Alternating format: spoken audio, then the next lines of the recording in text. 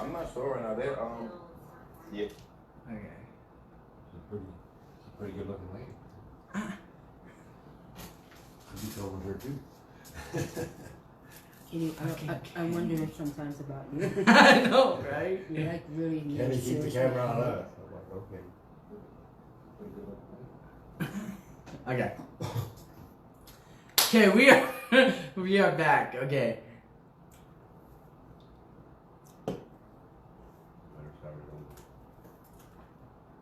Don't start with it raw. Audio. But manage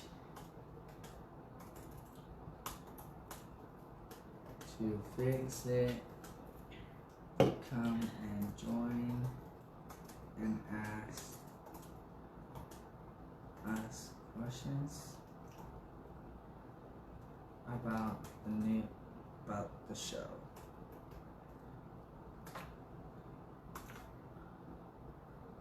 Okay, so go over here. Much better, right?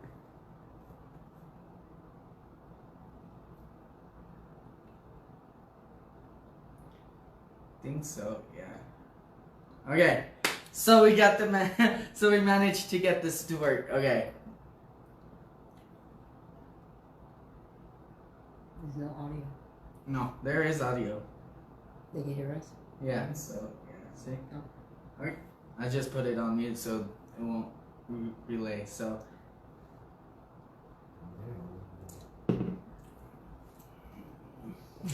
Feels like all clapping.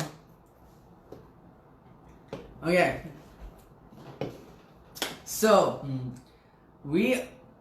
she's like, I can hear you now. Laugh out loud.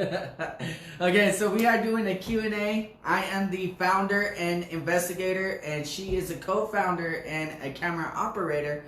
I am Malvin Rice, and this is Shanoa Durden, and we are doing a Q&A. So let's share this so we can get more viewers, so we can have questions.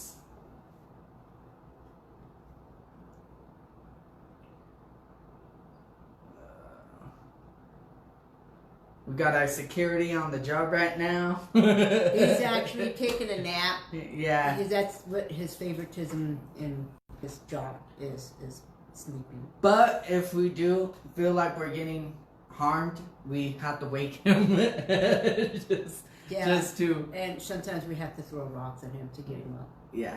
So, yeah. Or make loud noise. Or now, something. Or just tell him that there's some hot chick across the street. He'll be up. I'm awake. Uh-oh. See?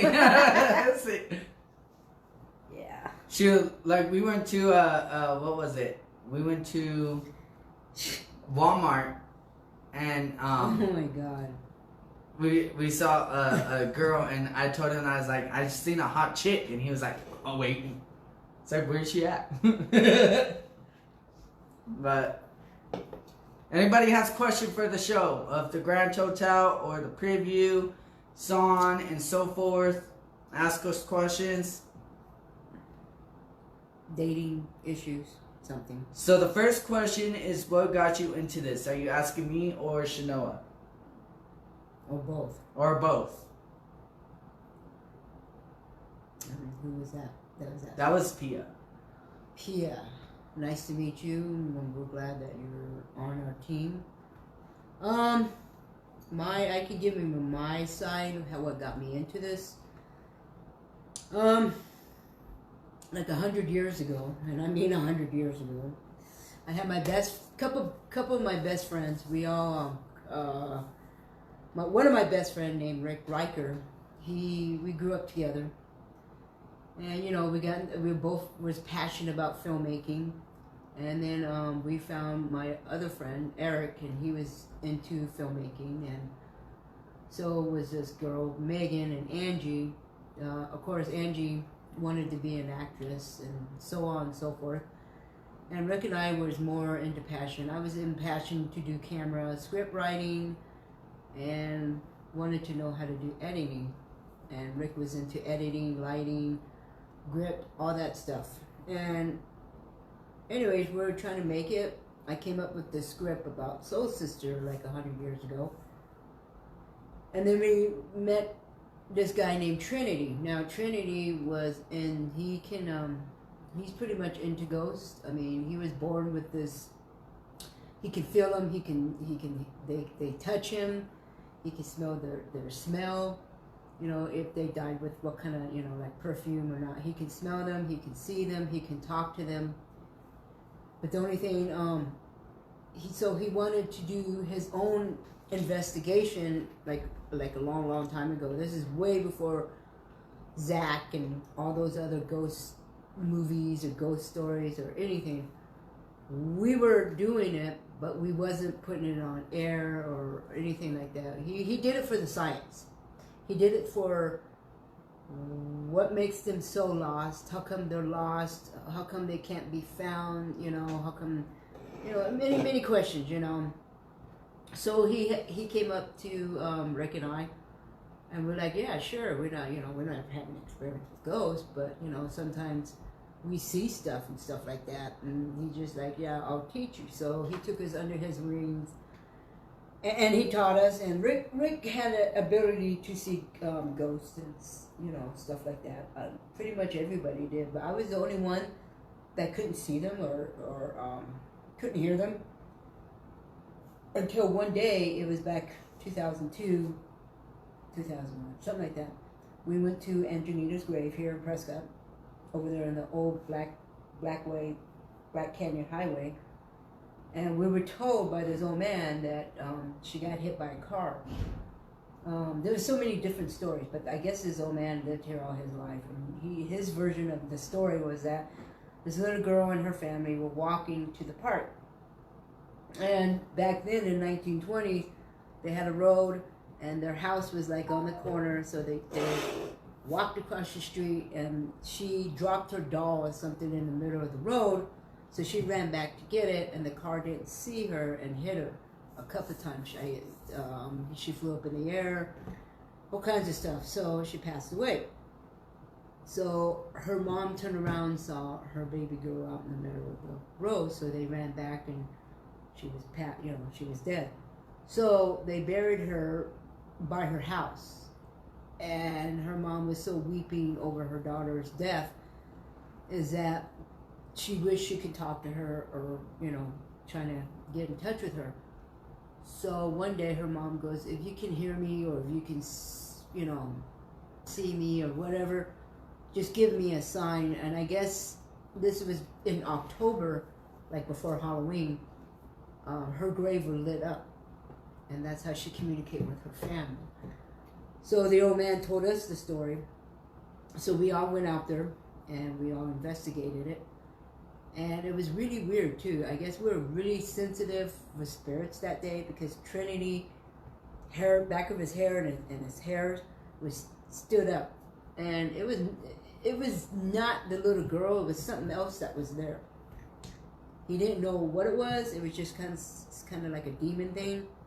The little girl, she didn't lit up the grave or nothing like that, but.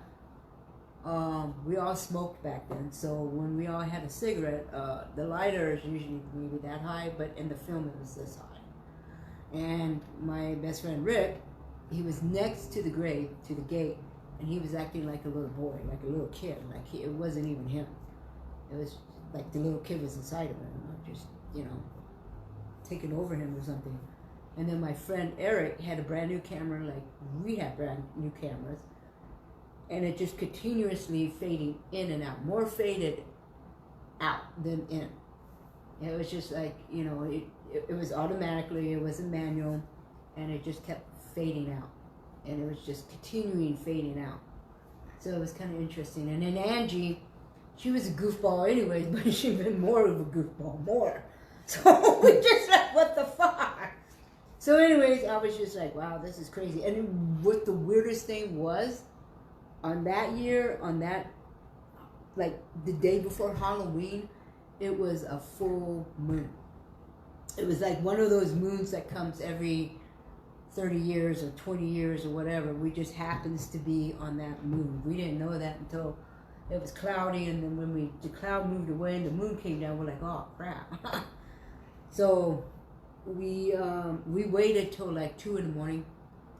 So we packed up and left. So as we're walking back to that Hotel La Quinta, I was walking past this bridge where she got hit, and I fell down. And, you know, everybody come running back. And this is my first experience of a ghost, is that she came inside me. But she told me what happened, and I'm not still quite sure how, you know, everybody has different stories about her, but with the way I saw it, is that she was, you know, she was 2 years old, and she was young and happy, and she was just sad now because, you know, she doesn't get to see her mom or dad, or that just kind of made me sad. But I never experienced, everybody has a different way experience of ghosts. Some people can see them, some people can get touched by them, some people can smell them, like the cologne or the perfume or just whatever they had back then or now or whatever. It's so many different ways that people can be in touch with the spirits. And a lot of people think that we're creepy and whatever. It's not the case. You're not creepy, you're not weird, you're not losing it. It's just, it connects you somehow. So that was my experience. Okay, Yours? so my experience is, let's go back to everybody has their own experience. My experience on ghosts is that I can sense them. I mean, I can feel them. It's the same thing as smelling them, kind of. But I can feel them. Like, I can tell which one is bad energy and which one is good energy. So I can sense them, and I can also hear them. I used to, when I was a little kid, I can also see them, but that faded away when I got older in the teenage area. So when I was working at Hacienda Inn in downtown Prescott, Arizona, I was doing laundry. And this was like my first experience with ghosts. I mean, I know that I could sense them and feel them and all that, but what really got me with experiencing them is that when I was in the laundry, because the story goes by some laundry people in the housekeeping department and front desk, they have their own stories on what's going on in the hotel. When I got hired, the supervisor of the laundry told me that there was a little boy, Chinese boy, that was in the tunnel, and he basically died. I don't know how he died, but he died in the tunnels, and now he hangs out in the laundry. And so one day when I was working, there's this table where you fold sheets and everything. There's these tables, and there's the square wall. What, I can't remember what it's called, like, but it helps the ceiling stay up. And when I was putting the sheet in the iron, in the corner of my eye, I could see somebody peeking out, like playing peekaboo, kind of. And I kept on looking, and basically my supervisor kept on looking at me, and she's like, "Why do you keep looking over there?" I was like, "I see somebody trying to play peekaboo with me." And she stopped, she put her sheets down, and then she walked over, and as soon as she put her hands out and pointed right there and said, "Is it right here?" As soon as she's putting her hands out and said right here, she got goosebumps. So that was one of them. The other one, some people don't know about Faith. Faith, basically the story about behind Faith in Hacienda, that she got married, her husband went and got a pack of cigarettes and never showed up. So Faith basically stayed in the hotel, waited and waited and waited, and tried to hold her faith about hopefully that her husband came back. And he never showed up. So basically she went to the balcony where her room was inside and hung herself. I think it was hung herself, right? It was either hung herself or either way she committed suicide. Wait, so like, so I mean, how many? I'm still trying to figure that one out. Yeah, she I'm kinda still like- trying to find that out either. But We need to ask. the her. story about it is that on Hacienda, she fell off of the balcony. But how long did she wait for her husband? Like a week or two? I would say months. Months? Months. Like that's how Faith her. So Hacienda wasn't a hotel; it was kind of like a bed and. It was a board. hotel when she was there. Yeah. Oh, that was back then. Okay, Yeah. sorry, I'm just. So she lost her faith and hung herself, or So then she jumped? committed suicide. One of the two. It's either that she jumped off of the balcony or hung herself. I thought That's she- what workers say, and when I used to work there, that she hung herself. But we don't know for sure. So hopefully we can go and investigate. We have videos of us staying there and investigating, but hopefully we can get consent of releasing it to the episode. But that was one of the other part of my experience. Basically, what he's trying to do with this whole GhostLand investigator, it's basically his part of his science, and he wants to know how they died or what made them die and running loose around. Basically, what my friend used to do, but here's a little bit more because he can bless homes. Trinity wasn't able to bless homes. I was born and taught by my uncle, Goodnight, and I mean, he taught me and raised me how to cleanse homes. And when he took out my first one, I was like, okay, I want to help other people. I want to help families that don't know how to do this, don't know what to do, and I don't want them to basically what is that word called? Like they feel like nobody can help them and hopeless, basically hopeless, and they move away from that house. And people don't realize that once the spirit is attached to you and you move to another house, it's gonna follow you. So there's no point of moving homes. You know what I mean? So technically, that's why I'm here, is because I'm basically taking Ed and Lorraine's position after they died, because I'm cleansing homes. But I am not qualified to commit an exorcism. So what I do is I go to church and I call one of the priests and pastors and say, hey, I own GhostLand Investigators. This is what I do. I'm not qualified to do this. I need you to come out as soon as possible to commit an exorcism. And basically that's what they do. So, let's see. I have goosebumps. Who said that? Pia. She has goosebumps? Yeah. For just talking to us? What do you think we're ghosts? Right? Oh, shit. That's a new one. So anybody has any more questions about GhostLand Investigators? Is it just her on there? It's Bob, Nettie, Rita, Ali, and Pia right now. Okay, so what does Bob have to say? It just shows Bob joined, so Okay, what about the other? it just shows Pia commenting. Just tell everybody thank you for being here, and if they have any questions, feel free to. Get over here, security. Yeah, he likes to talk, but he I know, doesn't he like to doesn't- show his Right. face. Sometimes I wonder if he's the boss. I know.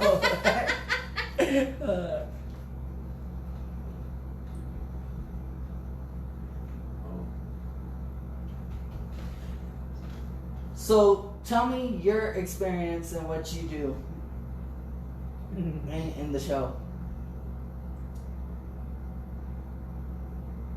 Okay, my name's Ken.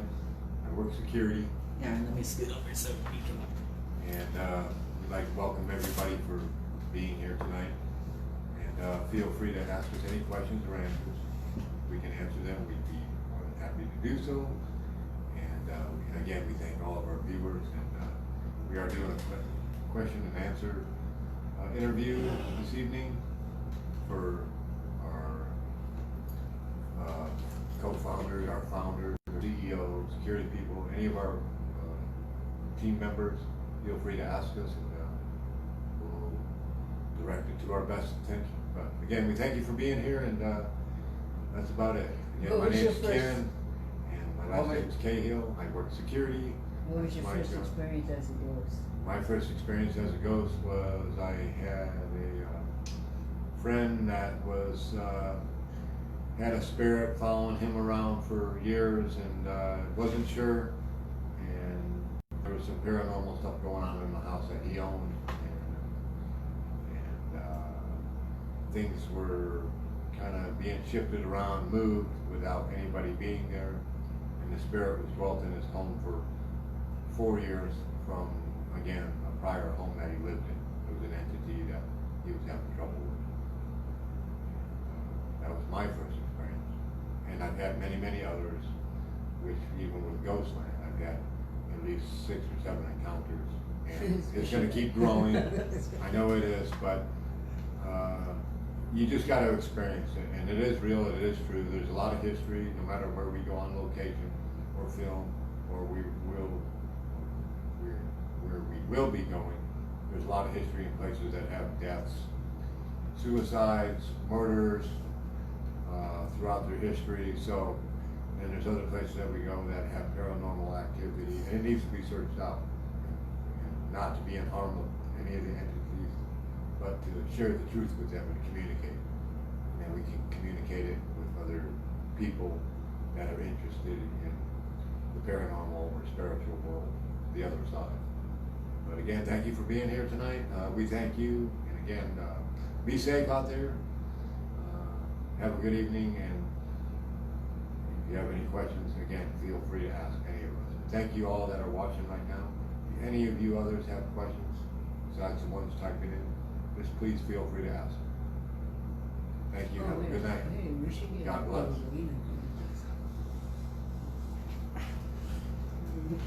And so Pia said thank you. Cheryl just joined. Who? Do you use equipment? Yes, we use equipment. We use EMFs. We use EVPs. Really? And EMFs is electric. Really? We should have brought those. Oh, shoot. I have my equipment in my truck, but yeah, sorry. We do have them. We do have them. We use EMFs. That is a basically electric. I don't know. Meaning, like, when it spikes, it tells us that there's a spirit or entity near the device when it goes off. Now, when we have the EVP, it basically records the spirits, and that helps them communicating with the spirit, because all I can do is hear them. You know what I mean? But we use that, and then we use cameras. We have like a Sony. We use Sony's cameras, professionals, $1,000 equipment cameras, and we have 2 of them, and that helps us out. And we have night LED lights. So we have more equipments coming in. We're getting like a sensor, motion sensor. Yeah. And what we do with that is that if you see it on Ghost Adventures and Ghost Hunters and all that, they have these motion sensors, and they lay it on the ground, and if somebody passes by, that means a spirit walked by that sensor. We're hoping that. Yeah, so we got that one, and then we also got a new EMF that basically does the same. It's EMF and an EVP sensor all in one. Right. So it's like an upgrade to the new equipment. So we got new equipment. We got new equipment's coming in. We got equipment, professional equipment from Ghost Stop. So yeah, we got equipment. Yeah. Just to let you guys know that thank you for watching our shows. Well, actually, one preview, but the one from Jerome. So the one from Jerome is real. It is a lot real. It's crazy. We don't know how to explain it, but yeah, I guess you just gotta be. It's crazy. It was crazy the whole time while filming it. It was crazy. And more to come. Yeah, more to come. Those guys that was on our crew I think they still are. They're just taking time off or whatever. Yeah, they're taking the time off. But it's fine. We still have them. But those guys that I wasn't there for that part. I was only there for the first beginning of the part when we showed up at the hotel, and we went inside Dorina's room. And when she opened the door, I know the sunlight comes through the windows or the freaking curtains, and it's different colors. But I couldn't explain how it was like blue, like it was like you know how you open up an ice chest and it's all blue. It was like blue. that, and it felt, and it was a hot day that day. That's why I just couldn't understand. I was like, whoa, wait a minute. It went from hot to like a freezer, you know, pretty much in that room. And we felt the energy change. Soon as we were in the hallway and we hit the room, the energy changed. It felt like the room was crowded full of people in that whole room. Freaking like the scene from The Exorcist. You know? It was all freaking weird. What we forgot to edit was that her phone was not plugged in. Yes, her phone was not plugged in, and I was sidetracked because I was paying attention to. I mean, when the phone came on, I was like shocked. I was technically shocked, but I forgot to ask Dorina if her charger was plugged in. But it wasn't, and it wasn't plugged in, and you can see it in the camera that the wire was straight down. It went straight down. When it's plugged in, it's like that. Yeah. So it just it wasn't. She was going to plug it in, but she went outside on the porch to, I don't know, look at the birds or something. I don't know.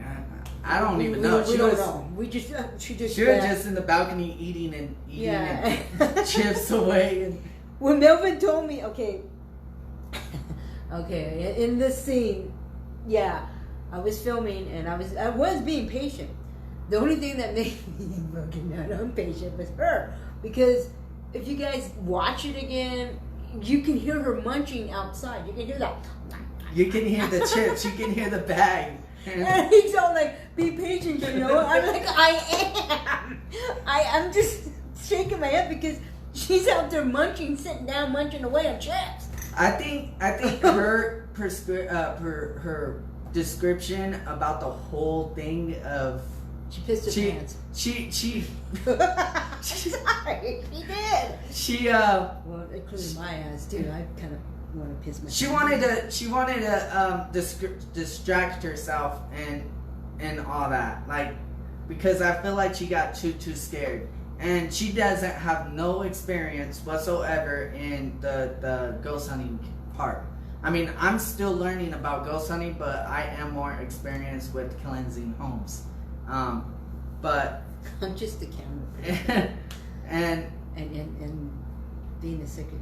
But that night was crazy. As soon as we hit Gertie Maypatch's room, what Shanoa said when she went to the bathroom before we were filming, she was talking to Gertie, and Gertie was in the shower, and she was sad. I mean, okay. So when I went to the bathroom, okay, and I had to go to the bathroom, and when I saw her, she made me go to the bathroom again. I'm sorry, I'm just saying, I get it. So, she looked sad, you know, and, you know, with ghosts like that, I don't want to intimidate them or we have to understand, they used to be like us, okay? They had feelings, they had emotions, they had the whole nine like us right now, being alive. So when she passed away, I mean, it's going to be devastating. I mean, getting thrown off the balcony by somebody that you gave your heart to, that you loved, and you wanted to be with them forever, and you thought it was forever, and then that person was just plain evil and played with you and didn't want to give a crap about you and just throw you off the balcony. I mean, you gotta say, what the fuck, Dick? Yeah. Why did you do that? I mean, I would. I mean, I'll be hunting him, nobody else. I mean, I'll be go finding him and hunting him, but she was sad because the love of her life killed her, and it just made me kind of choked up inside. Like I said, I get really emotional when it comes to when I want to hear when they want to tell me their stories. I kind of like feel what they feel in a way, and she just kind of like felt sad. She didn't want to be bothered. She doesn't understand why kids or adults that act like kids come in there and go, "Ooh, we're gonna get some dough," you know, and trying to stir her up. And she just, it's just like anybody. Like, they get tired of somebody that keeps bugging them. Yeah, okay, yeah, I can deal with you for a couple of days, and then all of a sudden it gets continuously, and you get kind of like, okay, this is getting boring. That's what she was to the point. So that's why she does what she does. And she just like, she has that power to do that because you guys are alive and she's gone. So she can throw anything at you. She can pick up a lamp and throw it at you. You'll be like, what the hell? But we have to really understand their feelings, their history, and why they do what they do, And so when these guys went in there, you could tell they were pissed. She was pissed. She was pissed. Because she was a lot pissed. She wanted us out of the room. Yeah, she didn't. She doesn't want to be bothered. And I understand that. I don't want to be bothered sometimes. That night was trippy as hell because the light turned off, like the whole room turned off. We were in the middle, and there was no way in hell that somebody would like sneak and turn off the light, all the lights, like with the switch, and then run back without nobody knowing. I mean, like the whole light shut off, and if you see it closely in the left side of the corner, when I'm over there looking at the phone, you could see a shadow figure of like a shadow figure at the corner. And I'm not laughing because you see her. I'm laughing because of the one scene. And you guys gotta go see it. I mean, you guys gotta rewatch it. And you'll see how funny it was. I mean, it wasn't funny, but when I saw it, I cracked my ass up. I almost pissed my pants. The part of when she turned off the lights to these guys, Hello. right? And these guys, Melvin, here, especially Melvin. Hello. And I'm not afraid of nobody. And when she turned the light off, he was like one of those dogs that puts the toe between his legs and run. Okay, it was the same thing with Dorina. She goes, "Oh, I'm not afraid of nothing." Oh. And she did the same thing. But though she was by the door, Yeah, you're fine. What's going on? she wasn't into the, like way in the room like these guys were. she was like on a corner. Yeah, she was right by she the was door. right She there. was like ready to open that door and get the hell out. Yeah. But what cracked me up is that Melvin, Okay, go ahead, I can hear Big you. Dad has no, "Oh, let's bring it on," got scared. And that's what cracked me up because he turned around and ran like a little puppy with his tail between his legs. But the funny part is that when he turned around and ran, Dorina was in front of him. And he's like charging at her, and he like, it felt like he kicked her ass with his knee. Like, "Move out of the way, bitch, move out of the way." And they both ran out the hallway. That's what cracked me up. I was like, okay, so we are a little scared. Even though we act tough. we are scared. Like you I can't. get scared you just can't showing up hide to. it. I'm telling you the truth. I get scared just showing up to the place. When he tells me about a place we're going to, I mean, I'm like, oh hell no, why? Especially the Connor Hotel. We're Yeah, he's all like, yeah, we're gonna go do this. And I'm like, okay. He doesn't tell me about it. He just, and then later on he tells me about it. I'm like, what the hell, man? Why? I'm old. Damn. Now I gotta go get some Depends and it is scary. When you show up to the place, we do it for you guys. We like to we wanted to entertain you guys, and also for science as well, because we want to. How do I make that's entertaining at all, dude? I'm telling you the truth. There's no entertaining. Because we want. It's just. We are the real deal. We're not like those Hollywood things. We're the real deal. We're the real deal. We like to get answers on how the spirit actually died. And then I think that's why. I think that's why Melvin wants to do what he wants to do, and I'm just helping him out to get him started to do it. So that's why I'm hanging in there and trying to film for him and trying to get him some places to go to. We both do it together. We both call these places, and we're trying to put his business out there, so that way he can get more investigation. so that way he can learn more about why the science behind this and that, and you know, basically. And we don't want to be those Hollywood people, like, you know, oh, you gotta, you know, no, we just film it. You know, we film it, free filming. We don't have like those Hollywood's fucking lights and stuff. We just used what we have, and to my best of knowledge, that it's the best way to go, because that's telling people that we're really doing it, not doing it for money, not doing it for get an award and walk down the red carpet. No, we're doing it because he wants to learn about ghosts. He wants to learn how this part, you know, how poltergeist happens, how this and that, and so forth and so on. Even though it pisses my pants and I get scared and freaking will probably have a heart attack one day, but you never know. But I do it because, you know, I want to help them out. So if you guys got any locations on us that you want to see us going to and investigating in the seasons or episodes, feel free to comment and to the GhostLand Investigators. Just put it on the timeline. Or tag the GhostLand Investigators. No comments. Go there. No. So, I don't want to go to these places. So do that, and but right, but we're gonna take more. Yeah, we need more questions. Anybody has a questions or who joined us or what they want to know? So Marie and Alex joined, but it is just Pia right now. What do you got, Pia? What do you want to know? What do you got, Pia? What do you want to know? I'll DM you.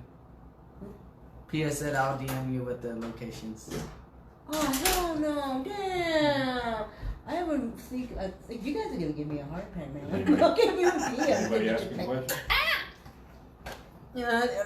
Also, people don't realize too, when we're filming, camera do get experience too while filming. Yes. Camera operators do get experience. They can hear them. They can feel them. Like some ghosts can even pull their shirts while filming, and they can say like, "Oh, I got pulled." You know what I mean? Trust me. Like they get experience while filming too. So if you guys want to try this, I wouldn't recommend it if you are experienced, because it is serious. You have to take it serious. It ain't fun and games. You have to take it serious. Yeah, it's not. Because spirits can tell when you're serious, and they can, if they don't know that, if they can tell that you're not serious, they can possess you, they can hurt you, they can drag you, they can harm you basically, and stuff. So yeah, pretty much. you have to take it serious. It ain't fun and games. You It's not like a Hollywood thing. Like, oh, I'm gonna put my face on there. Oh, look at my good side. No, it's not. It's nothing like that. It's basically he really wants to know what's going on, how ghosts became ghosts, you know, and that's basically what we're trying to do. And we read up a lot of stuff from other people that has been more experienced than us, a lot more experienced than us. I mean, we're out there doing it, but we're also taking cautious what we're doing, and sometimes we're not being cautious. So there's a difference. Like smudging, sometimes we forget to smudge, and we get like to the point where we are like fading. I mean, we're drained. We're drained. I mean, if we forget to smudge ourselves we're go to locations that is the most haunted so we're spot, just having those spirits into us. we are drained. We are drained. I mean, the 89A, I forgot to smudge myself, and I wasn't even myself until I was halfway out of the 89A. I mean, if you look at his eyes, just him, period, you can tell. If people know how Melvin is, you can see the real Melvin and then the Melvin that's on that. I was different. I was different. Totally different. Even me. I mean, it's just, you gotta smudge. I mean, you have to smudge. You have to believe in it. Just like Christians and Catholics, they believe in God. Well, if you believe in God, you gotta really believe in God. And you know, what a pastor told me in Phoenix too is that if you believe in God and if you love God enough, and you go to locations, and you're dealing with demonic, you have to pray to God. You have to think about God, and don't think about nothing else while you're in that place to protect yourself technically. So that's what we're doing. We're going to locations. Right now we're going to Arizona so we can get noticed, and then we're gonna go to Louisiana, California, Colorado, and so on and so forth. These guys. But she's only gonna be there for season 1, just helping us out and starting us out, and then we're gonna take it on and go into the so. Yes. So. People ask you questions.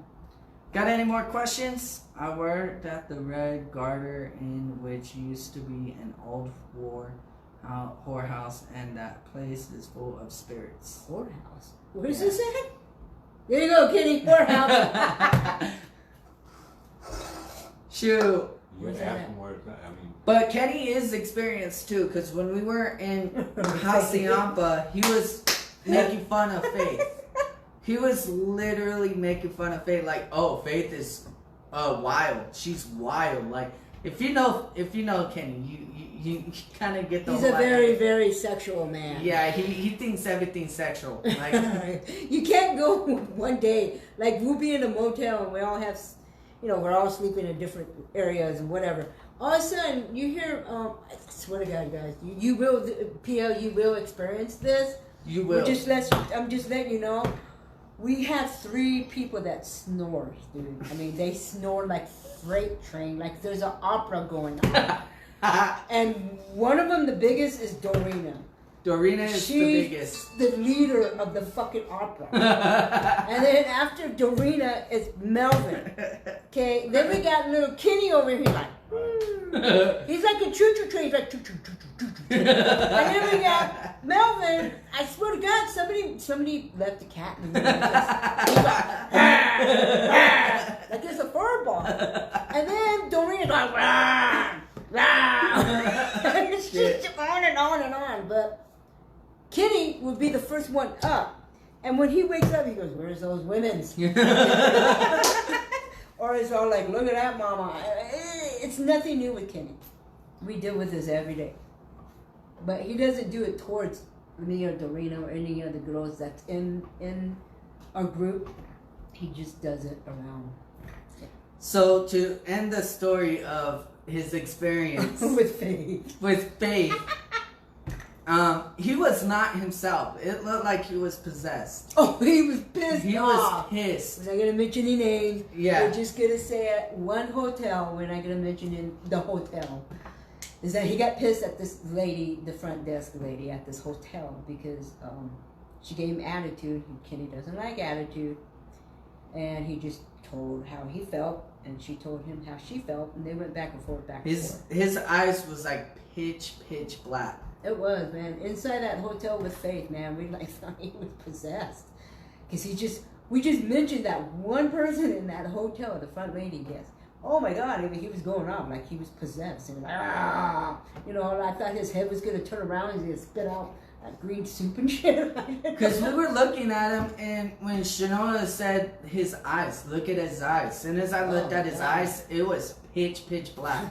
I had to be cautious, and I had to like prepare for myself to like block any punches or anything, because it was not himself. Yeah, he was not himself. And then when he's like, when we told him, we like go outside and take a deep breath. And we had to say that like how many times? Like 10 times, 12 times? Jesus Christ. Do you remember that? One. No, we didn't even tell you once. We told you like 10 times. So he doesn't even remember. This is how many times we I told you. remember. This is how many times we had to tell. Okay, I was holding my pee because I was that scared. I was like, listen, dude. Listen, old man. This old lady's got to pee, okay? We can't hold my bladder like I used to. You need to go. And Dorina was standing there eating chips watching this. I don't get it. And then, as soon as he goes downstairs to smoke, we heard somebody yelling. And we And thought that that... was Dorina was saying. Yeah, we heard him yelling, and we thought that he was trying to start a fight with some stranger out on the street. So Shanoa told me, go down there and check on Kenny. So I went downstairs and checked on Kenny, and Kenny's like, no, you and Dorina. Oh, but then you told me to come with you. Yeah, and I was like, no. she was like, no. No. So I went down there. Coming out So I went downstairs in front of Hacienda. If you've seen Hacienda, as soon as you hit those doors, there's like a what is it called? Like that. Is it like a kickback, garden? like a garden, circuit garden kickback. thing. Like He was over there just kickback, like just calm and smoking away, like relaxed. And I was like, "Are you all good? Are you good?" He's like, "Yeah, why?" I was like, "Cause we heard yelling. We thought it was you." And he was like, "No, I'm good." Yeah. So when I went back upstairs, scary. Shanoa went to the bathroom, and as soon as she was in we the don't even. No, let's forget about that whole incident. So anyway, yeah. Just say there was more to it. But so. we don't need to get into Yeah. that situation. But anyways, let's find another person. Chichi joined. I've slept around Dorina. Laugh out loud. Pia says, I know, Dorina. I slept around Dorina. Laugh out loud. Right? I'm telling you, Pia. And then when Shanoa yells at her, she's like, Dorina, shut up. She will be like, what? Like an hour.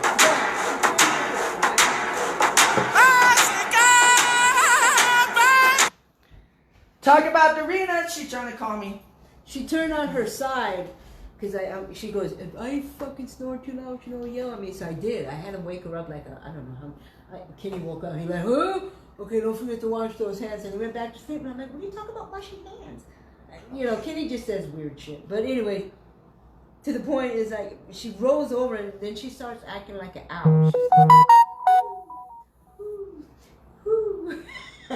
Like, oh, what the fuck? Every single time when we're investigating and we're in different hotels, that's her all the way. She snores. And then I don't hear it because I'm a heavy sleeper. And he just, So I just... he does the cat. Thank you all. So... Thank you for your comment. She said between Penny and Dorina. Oh my god. Okay, well, Penny's not going to come then. I can sleep outside. But... Okay, so... I know you guys... Some of you guys like us, and we don't... I'm sure we got a lot of haters out there, too. Chelsea said you cracked me up. And, who's Chelsea? My cousin. Oh. It's the truth, Chelsea. But anyways, I know we got a lot of haters out there, and I know we got a lot of people that think we're creepy and so forth and so on. But it's not, I mean, who's normal, really, in society? Who Nobody. is normal? What is normal? There is no normal. Tell them all thank you. Nobody. Yeah, we're hearing you, Kenny. So anyways, what we're trying to say is that we, as filming stuff, we're going to talk about how we met. Okay, I knew his whole family like for forever. Since what, like you were 13, teenage? Something like that. And Kenny knew his whole family. I knew his dad. His dad was a very nice, kind guy. Pretty cool guy. Really cool guy. And when I first met Melvin, we're working at the resort, and I heard this laugh like it was the Joker. And I'm like, what the fuck is that? And this old lady, Donna's all like, that's just Melvin. And I'm like, who the fuck's Melvin? And so he did it again, you know, like the Joker. And I'm like, what the fuck? And I looked over and there he is. And I'm like, wow, he's got long hair, wild, all fucking frizzed out and shit. And I'm like, is he lost? And Donna goes, oh no, he works with us. And I go, oh, that's cool. He goes, no, he's in our department. I'm like, oh. Housekeeper or something? He goes, no. He strips the rooms. And I'm like, oh, okay. So I introduced myself, and he introduced himself. And at first he was kind of shy, and so was I. Because, you know, I mean, he laughed like the Joker, kind of freaked me out. But, you know, that's just how Melvin is, you know. And so anyways, we started talking more. And he told me that he was like, you know, he wants to become a singer. All right, Pia. Have a great night. Thank you for joining. Oh yeah, thank you. Yeah, anyways, he talked about ghosts and he wanted to do ghosts, and I told him my story and fucking so on and so on. So making a long story end, this year with the COVID happened and he really wanted to go ghost hunting, I said, you know, let's just take a chance. So I said, you know, I'm gonna help this guy out, trying to get his foot in the door so he can start up this business. And so I took him out. And Angelina Green was the first one. And Did you tell the story about what the general manager did to our boss when he heard my laugh? Steve from the regional office. Steve was in Denise's office, our boss. They were. Oh my God, Kenny, see, there we go. Good example. Fucking Kenny. So anyways, I guess Steve was in Denise's office and we're... Dude, I give up, man. So anyways, Steve was in Denise's office and I was out with Donna and we were folding sheets and all that, and Melvin was like throwing the sheets in the bins and stuff. Make a long story short, Melvin comes down, he's doing that Joker laugh.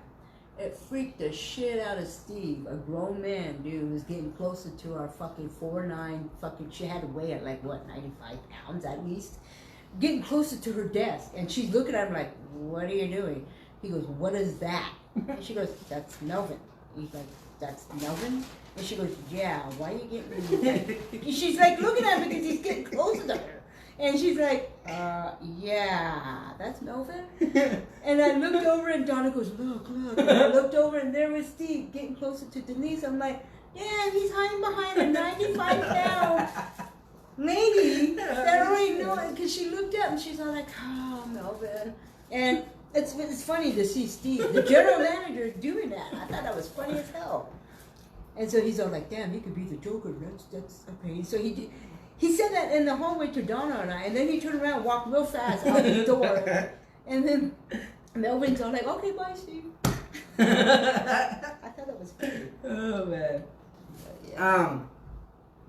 So going back to the Grand Hotel episode, that at the end, that part freaked us out. That made us leave because that part when I told you guys about the, if you look carefully into the corner when I'm on my phone and talking to Shanoa and Dorina, when Shanoa wanted to go home to Cliff Castle, What are you talking about? when at the end and before it hits to the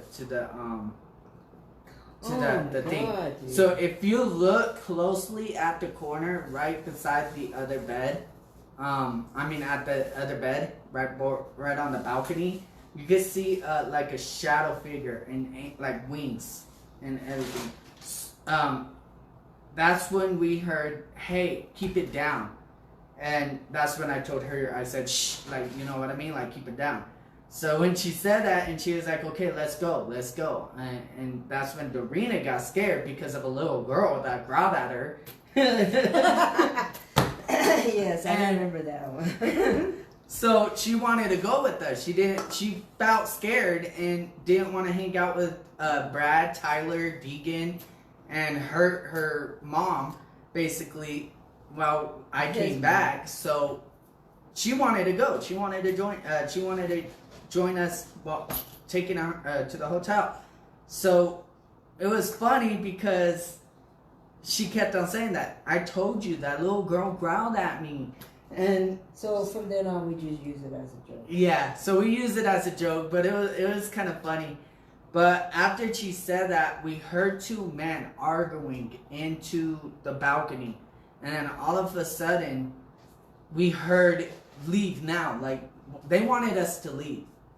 And so as soon as we were leaving, Shanoa saw two shadow figures right by the door, keeping us from not leaving. And it was intense. That episode was intense filming. Well, it was because, okay, when they did the Jerome, I wasn't there for that. But when Brad, Tyler, and all of them, Deegan and their mom, did that night with them, I wasn't there. I had to stay home. I had to help somebody out. But anyways, to make a long story short, the next day I came back up there, and Tyler gave Melvin a call and said that there was another place that we can go film, and it was really haunted in Jerome. We were supposed to do 2 nights. We were supposed to do 2 nights. But we ended up doing 3 nights. Yeah, so it was kind of spooky. It was kind of spooky. It was. We didn't go to the grave that we're supposed to go to. I don't know, because it was shut down or something happened. I don't know what happened. But we had the guys with us, Tyler, Deacon, and what's the name? David? There was Brad, Tyler, Brad. Deacon. Okay, Brad. Sorry, Brad. And we had these other couple that lived in Phoenix. I don't know, that couple. They were in Payson. They lived in Payson. Did they live in Yeah, Payson? they live in Payson. I thought it was Brandon. Oh no, Phoenix. It was Phoenix. Okay, yeah. Yeah. So you get me confused. Yeah, I So am anyway- getting confused. Well, anyways, we had this couple that wanted to go ghost hunting with us, which, okay, so we took them along, and we were supposed to go to this mine place because it was like supposed to be haunted too. So we drove up there and it was closed for that night. So we turned around and we dropped them off, and we took off to this jail right down the street in Jerome, right past the bar, Spirit Room. And then it was like this whole empty spot was the jail. I guess it got caught on fire, or it got shut down, or got whatever. But anyways, we went there, and jeez, there was a lot of activities there. A lot. I mean, to the point where we were all like almost like possessed by them. Like we're like had so different. I can't even explain how I was. But Brad got touched, so I grabbed his arm, and when I did that, one of the prisoners got inside me, which again happened again. And I remember what Trinity told me a long time ago. I mean, That's when she, at the end, I of was where the throwing credits, that's the part of where she was throwing up. yeah, She was throwing up. She was like throwing up, and then she was screaming out. He got stabbed by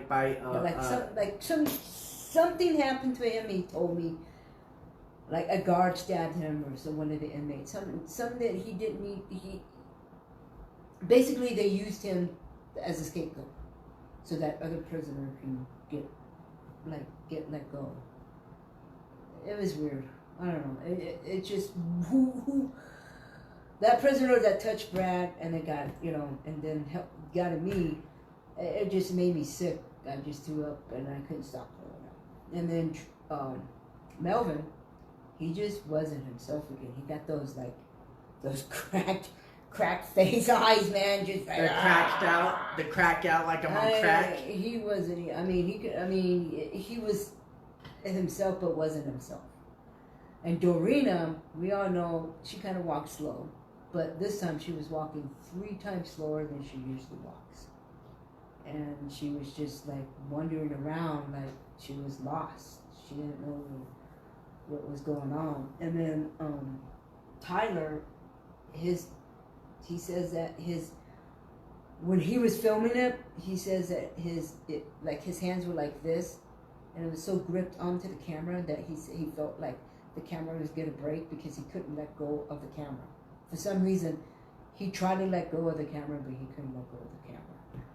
And then the kid, he was kind of like, it's like somewhat being himself, but he kept going to his mom, and then coming back, and then going to his mom. He was a good kid. I mean, Deacon, he did try to help us out, try to protect us. Now, and stuff. Since he's a teenager, we had to me and her, we had to watch him closely. We had to like protect him because most people don't know kids and like from teenage all the way down can get possessed by spirits. They can get more hurt and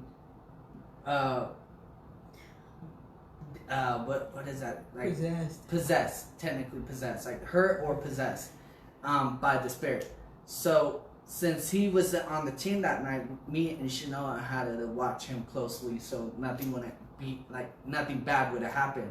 I mean, we had to watch Dorina and the whole team, but we had to watch Deegan closely because he's like 12 years old, 13 years old, something like that. So He was like the first of them all in the team that we had to watch closely. Well, we watched him close, but his stepdad and Tyler have more Yeah, they are. experience than me. They are more So- successful, Yeah. something like that. Yeah. Yeah, so they watched him more, and we just looked out for each other, and even the mom, we watched. You know, if you see at the ending of the credits when we're like smudging everybody, they're all for it to smudge, but the only one we have a hard time with smudging is Kenny. Kenny was a hard time smudging. He still is. He still is, but I told him, I was like, I told him, I was like, if you don't smudge, You're gonna bring that. you're gonna bring it and it's gonna follow you. And we like, You don't really need that. you don't need that. Like, you need to protect somebody that you're staying at. You know what I mean? Or And loved or he's been saying that he doesn't like the smell of it. He doesn't like the smell of sage. Well, I'd rather smell sage than my own fart. Any more questions that you have for us? Feel free to comment in the comment section. Who joined us? Nobody yet. You can see 2 people joining. That join.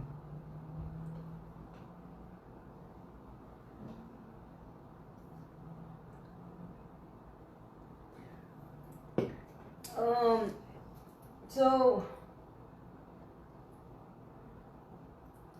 we've been filming a lot in Jerome, and I can't tell you where, how, when, or what, but I can tell you that every time that we go to Jerome, swear to God, dude, every time that we leave Jerome, we're like we're like beat up, like We're drained. We're like get punched a lot, and man, we do a lot of filming, you know, and you know, I understand that. I don't even know what I'm talking about. Yeah, we do a lot of filming up there. I mean, it's just not like we're just doing it. Oh, you know, no, we're really doing a lot of filming. I mean, we went to what 2.5 was of it? Yeah, we went to We went to like all over the place. yeah, all over. Like, And then like we go to these shops and they soon as they seen our shirts, the GhostLand Investigator shirts, they started asking us. They're like, "Oh, do you ghost hunt?" And I was like, "Yes." And they were like, they wanted us to go and investigate their shops or restaurants. So I was like, okay, I'm all for it. And then I told her I asked her what's been happening. She didn't want to say it. She was like, I'll have you experience yourself. I'll have you find out by yourself. And that kind of made me excited, because when people say that, there's more activity in that place. There's more stories in that place, and I like to dig them up. You know what I mean?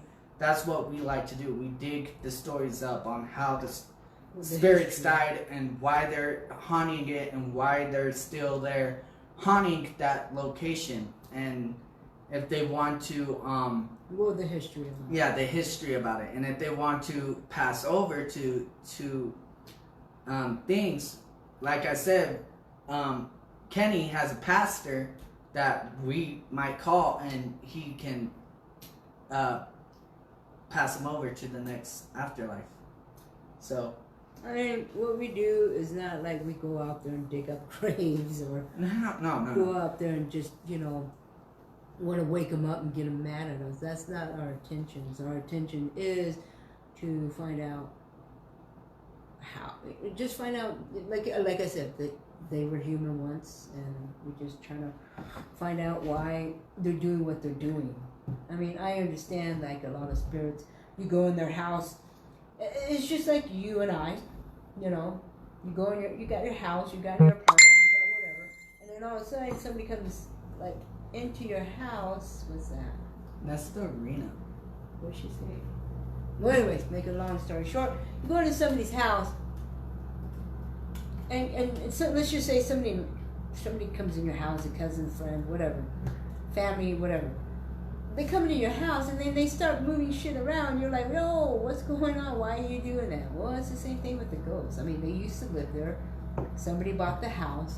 They come in the house and they start rearranging stuff that they once liked it the way it was. So they get pissed off. And I think that's why some of them do what they do. Some of these.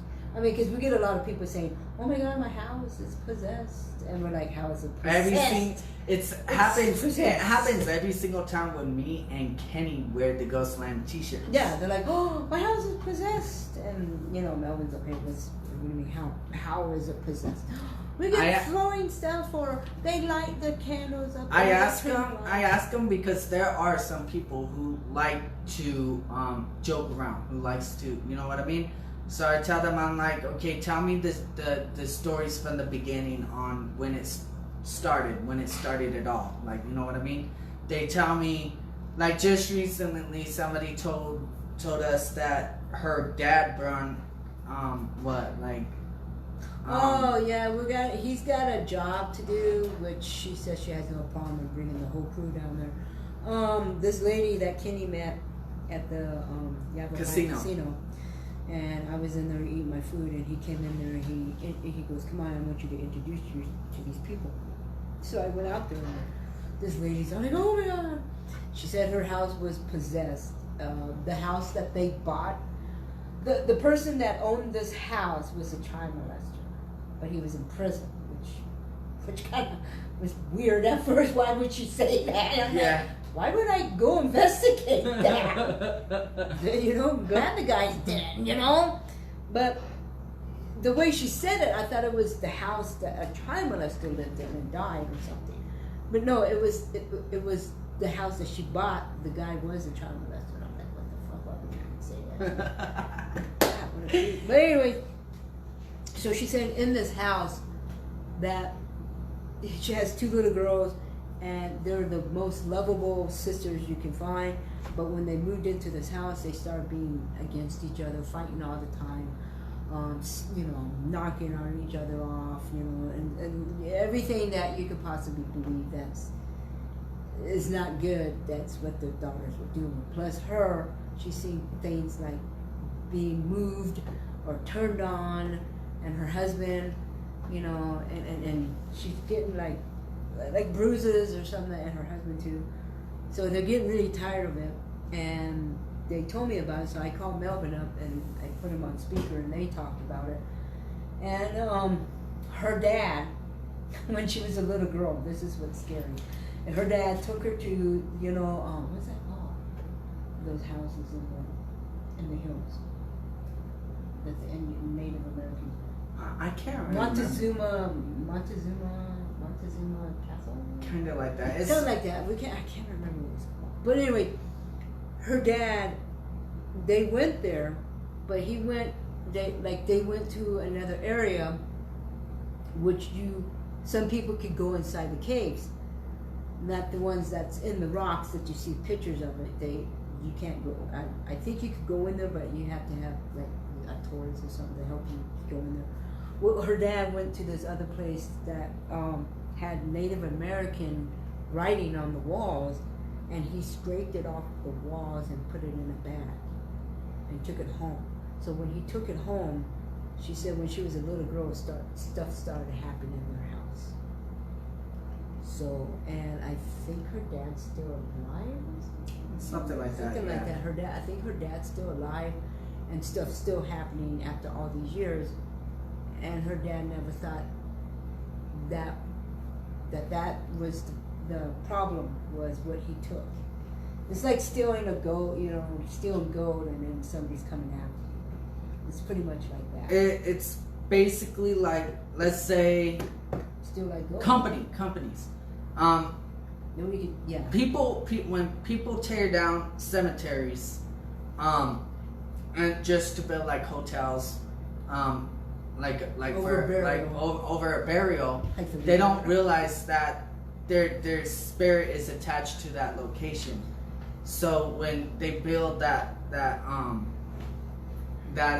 building, people don't realize that, oh, it's a new building, this ain't gonna be haunted. that's not the case. It's gonna be the lamp.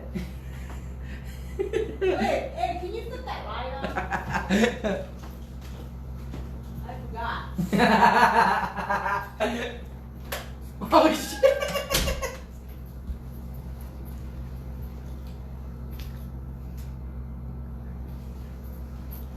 Okay, so people don't realize that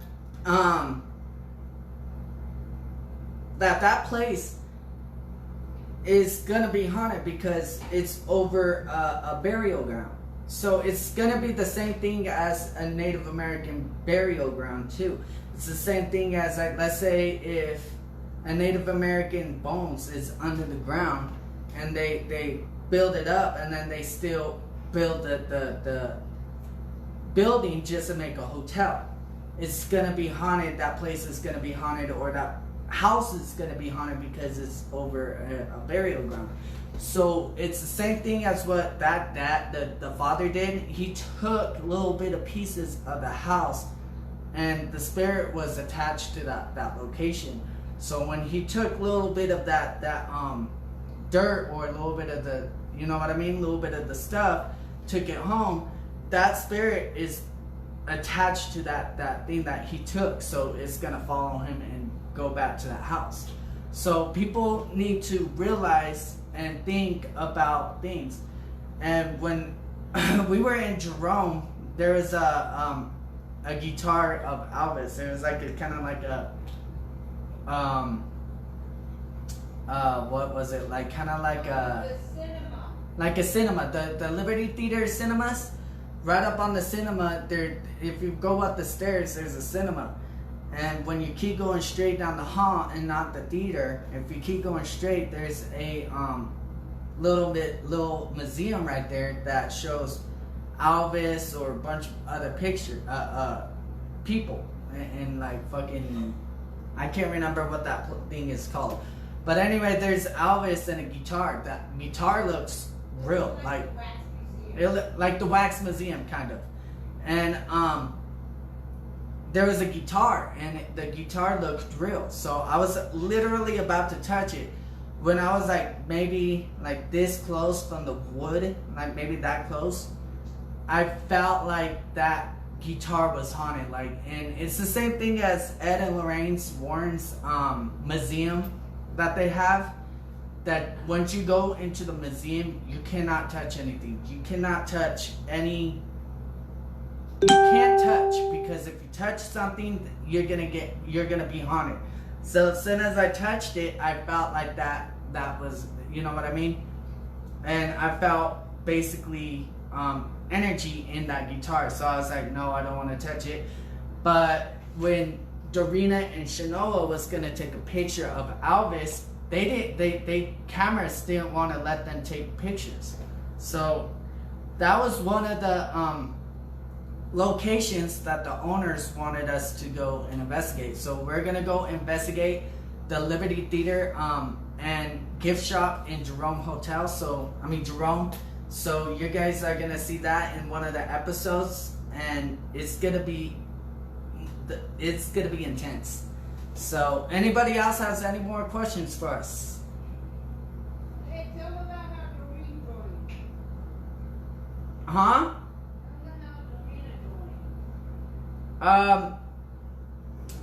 Dorina joined.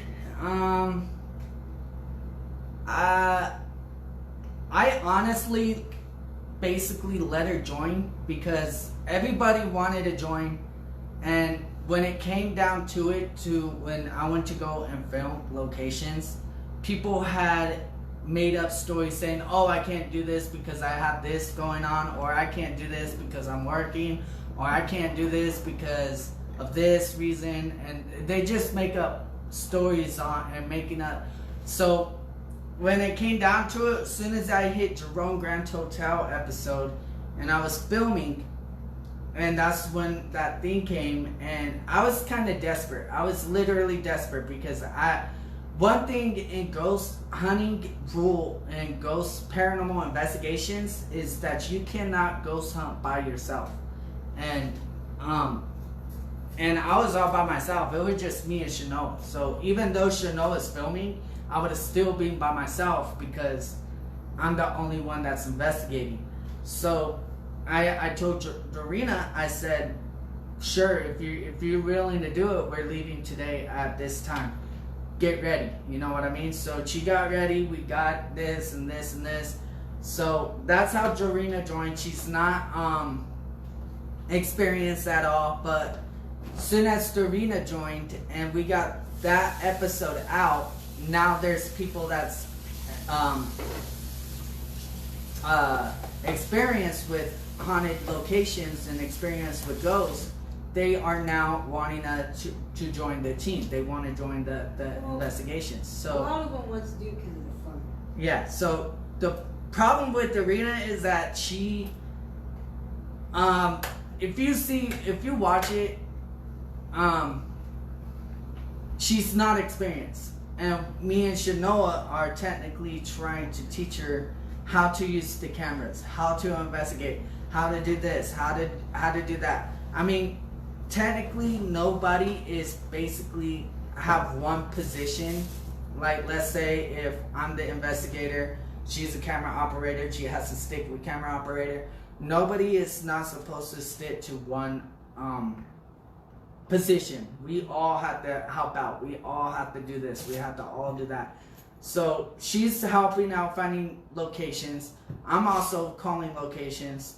Dorina's supposed to call locations, but I don't know if she is or not because we've been having a hard time contacting her too. So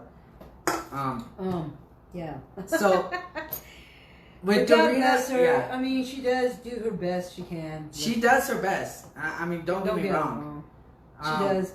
She's a good. But she gets scared easily. Oh my gosh, she gets. And scared we too. tried to help her out too, that you cannot show fear, because once you show fear, the spirit will basically know that, and they will pick on you more than the rest of us. Kind of like we told her, like a dog. If a Yeah. dog knows you're fucking afraid of him, he's gonna be more a fucking alpha. Yeah.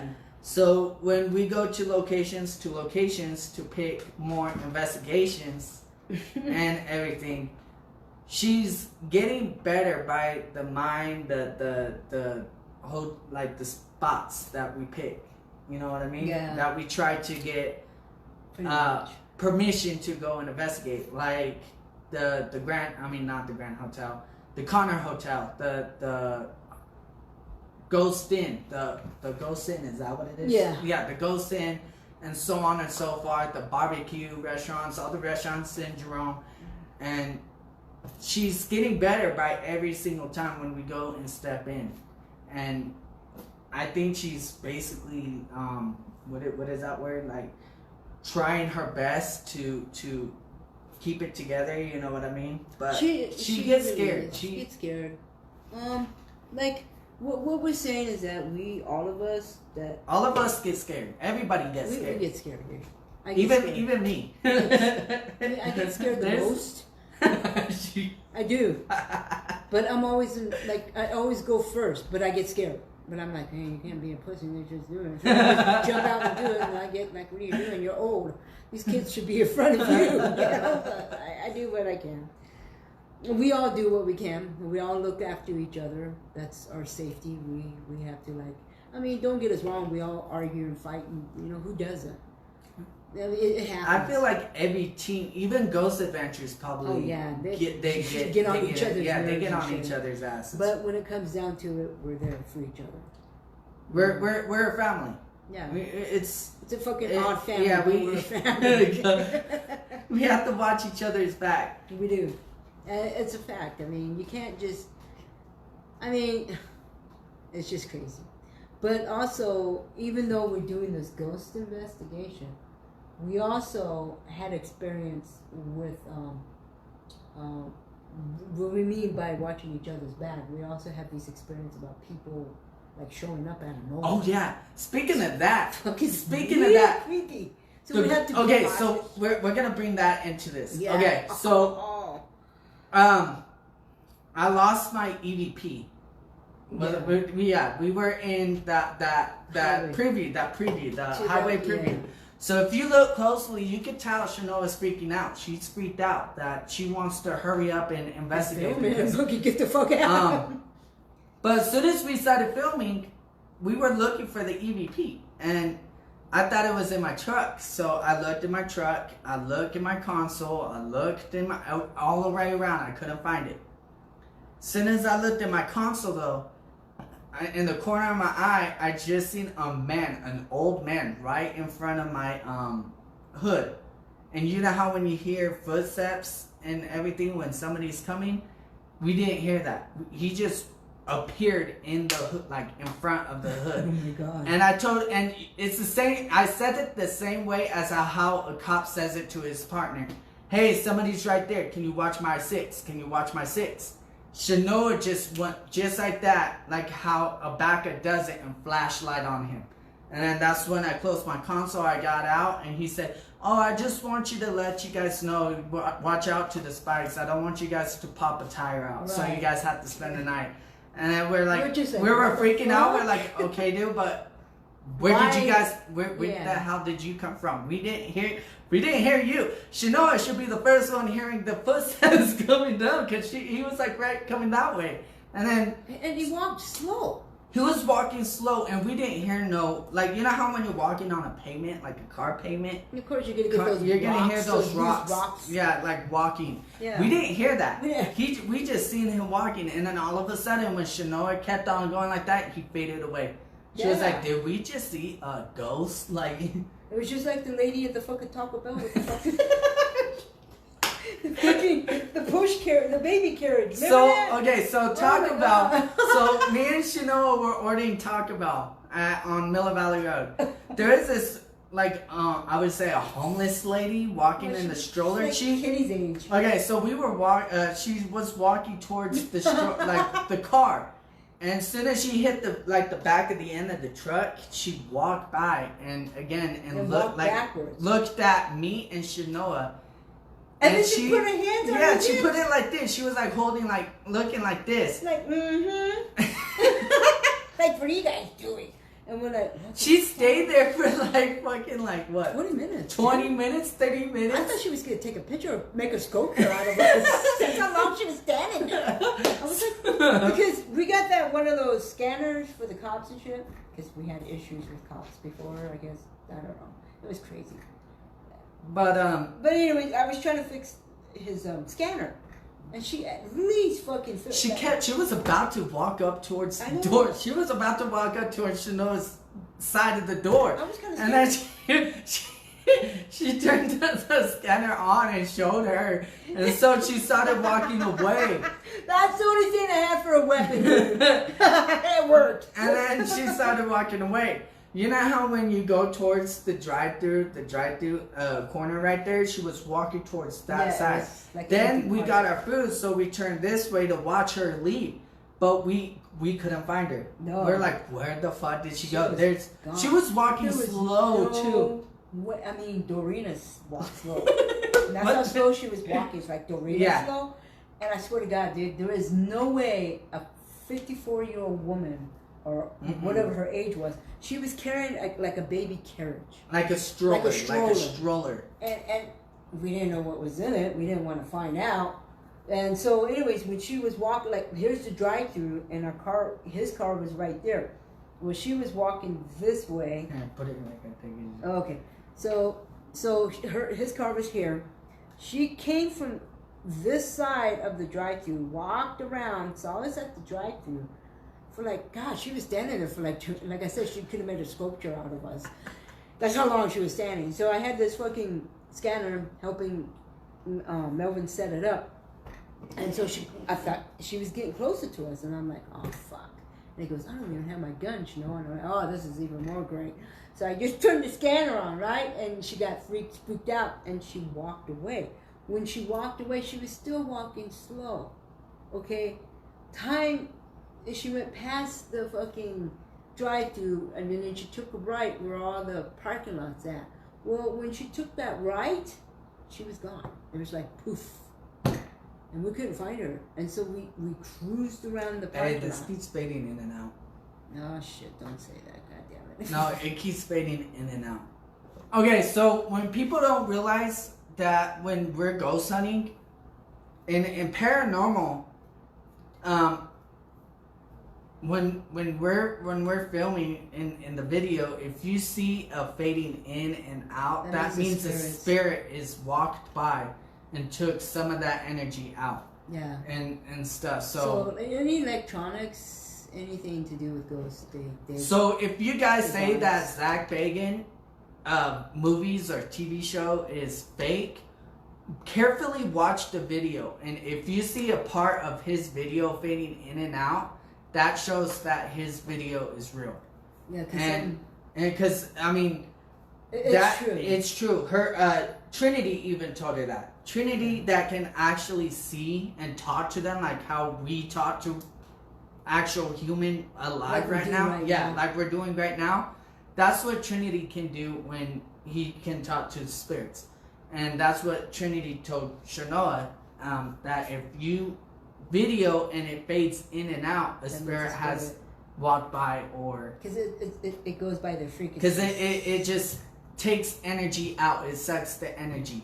Yeah. Like a little bit of energy out of the cameras, or a phone, or something else. That's why I just told her that it just faded in and out.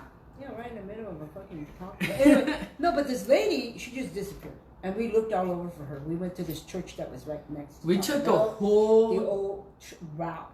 We did the whole route. We went from the Taco Bell, we went to the stoplight, to the first right, and then we went all the way towards the old donut shop. Hawaiian store, the old Hawaiian store, and then we did another this way. Yeah. She wasn't nowhere to She be was found. nowhere to be found. We're like, okay. And so we timed it one time. So I was walking with this road. It took me 1 minute, almost 2 minutes to get to that one side. She was at a minute and 20 something, and she was 21 gone seconds. Way before a minute. So it had to have been a ghost. Had it have been a ghost, because there ain't no way. And then she picked it up, slapped it over her back, and ran like a motherfucker. But yeah, it was really weird. And then that old man at the highway was even weirder. But the scary part is when I was filming it, because, you know, I was kind of rusty, but I was filming it, and when I filmed it, Melvin he took a snapshot of it, and he marked it, and there was some kind of like, it looked like it, a lot of my friends said it looked like a skeleton in the front seat. Oh, that one. Yeah, it was really weird. It was kind of if you guys okay, so if you guys look at the preview again, right at the beginning when she slowly pans towards the car, stop it, and there you could see someone looking at the camera. Black hair and shit. Black hair with the white face. It's weird. And you could see it in the passenger side. And look closely. You can look closely at it. And it was trippy. Yeah, it was. Then after that happened, we were still filming it, and he heard the guy named Zach. He heard was it a guy or a kid? I heard a guy, like I would say Zach. 30 or at least 30 or 35 years old. Like you know how that here I heard Zach. Yeah, and he was Zach. Okay, so we kept filming. And then all of a sudden, right in the middle of filming... See, it's fading in and out. Yeah. See it? Yeah, dude. So, I thought we were supposed to be off, man. What the fuck are you trying to do to me, man? I swear to God, I got high blood pressure. I don't even know it. Anyways, like, after he heard Zach, and he goes, did you hear that? And I go, no, I didn't hear Zach. But I felt something. And this car, out of nowhere, just pulled up to us. And stood there for like 5, 10, 15 minutes. I said, you know what, we got to get out of here. And that's when we hired Kenny. That's when we hired Kenny, because we needed you never know. Yeah, we hired Kenny for security. See, that's what Kenny's job is to be security. Right. So when we're filming, Kenny's job is to hang back and ease back and watch the perimeter. And when he looks, he watches, he protects, and he watches carefully. Now we're getting another guy named Mike. He's a good friend. Michael, he's gonna be security as well, and he's gonna be like kind of like a supervisor, because Kenny's the manager for security, and he's gonna be like a supervisor assistant. Yeah. So when Kenny wants to take a day off, Michael shows up, and You know what I mean? And well,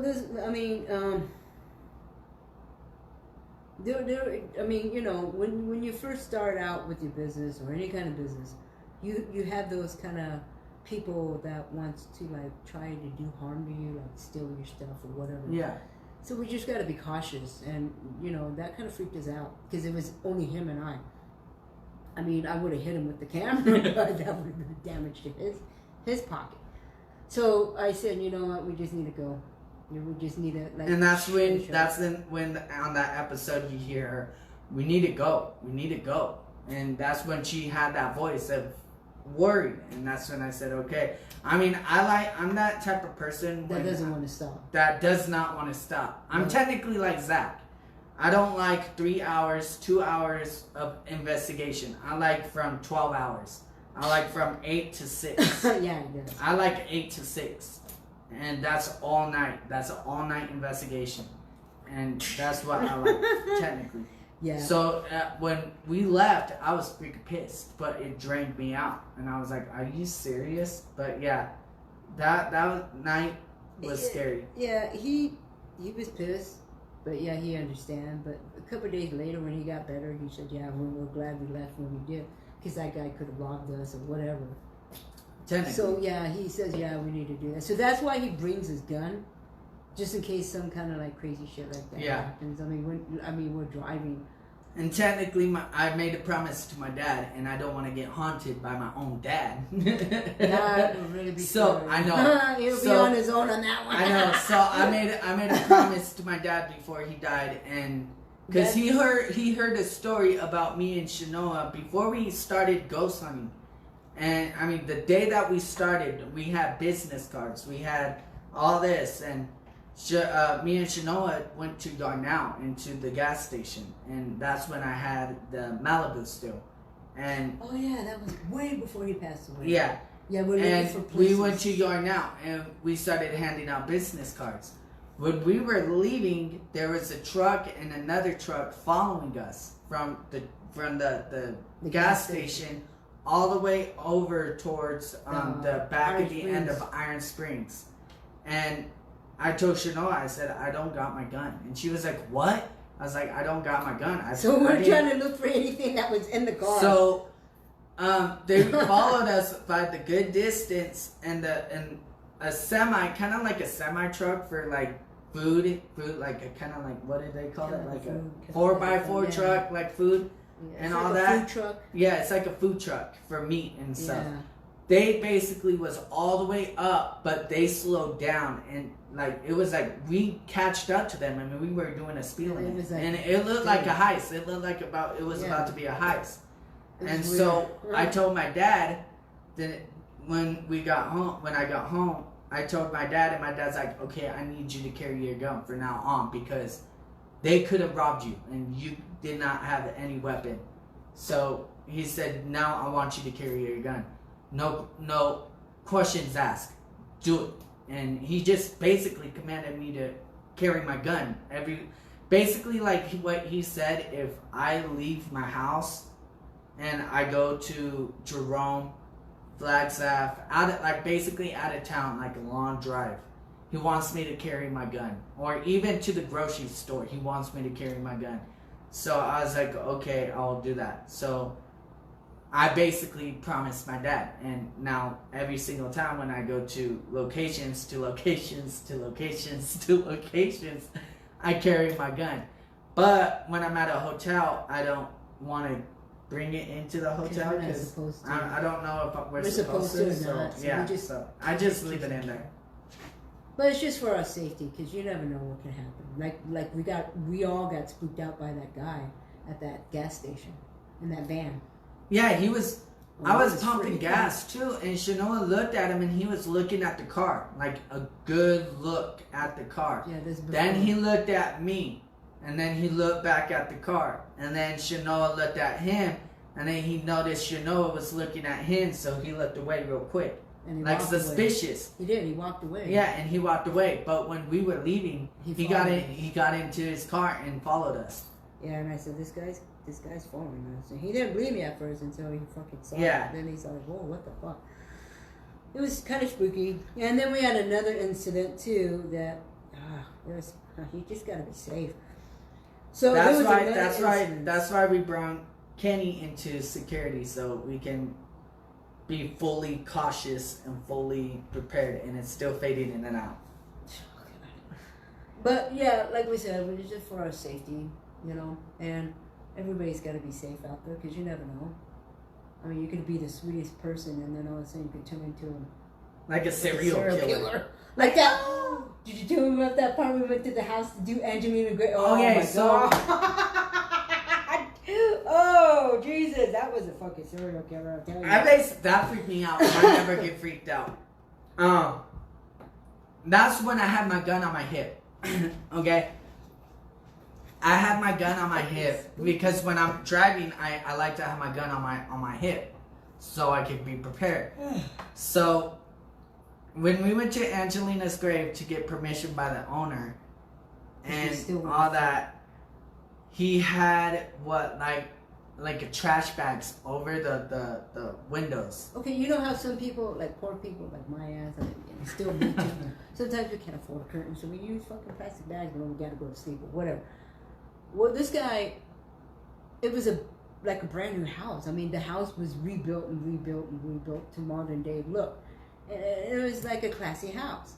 So you would think that rent is probably fucking like $3,000 or something. But anyway, when we walked up to it, I tell you now, some people have curtains. Okay, this guy didn't have no curtains. This guy had plastic. And let me show you what we meant by that. Plastic bags. So we're at a hotel right now because we just went to another haunted location, and we don't. When we say we're going to a haunted location, we mean like a haunted location, and we basically don't want it to follow us. So what we do is we go and buy a room, and people don't realize this, that if you go to a haunted location and you start like little bit investigate but not investigate, if that makes sense, you know that you gotta be prepared. Even though you cleansed and all that, you gotta be prepared. So you get a room so you can protect your families back home. So what we do is we get a room. So that's what we did tonight, because we just went to Jerome again to get answers by the owners. And we take and Melvin and I take turns of buying the room. Yeah. We take turns, or we split it in half. We split it in half, or we take turns. Yeah. Like one night he'll do it, or one night I'll do it. But most of the time we do sleep in the car. Yeah, we do sleep in the car to save money. We don't know why. But we do. But and we recently just pitched in for a tent. Yeah. So when we go into another locations and all that, and can't get a room because they're so expensive, that's when we want to save money. Yeah, that's when a tent is. Or we just sleep in the car. Yeah. Or like not soon now that I. Okay, so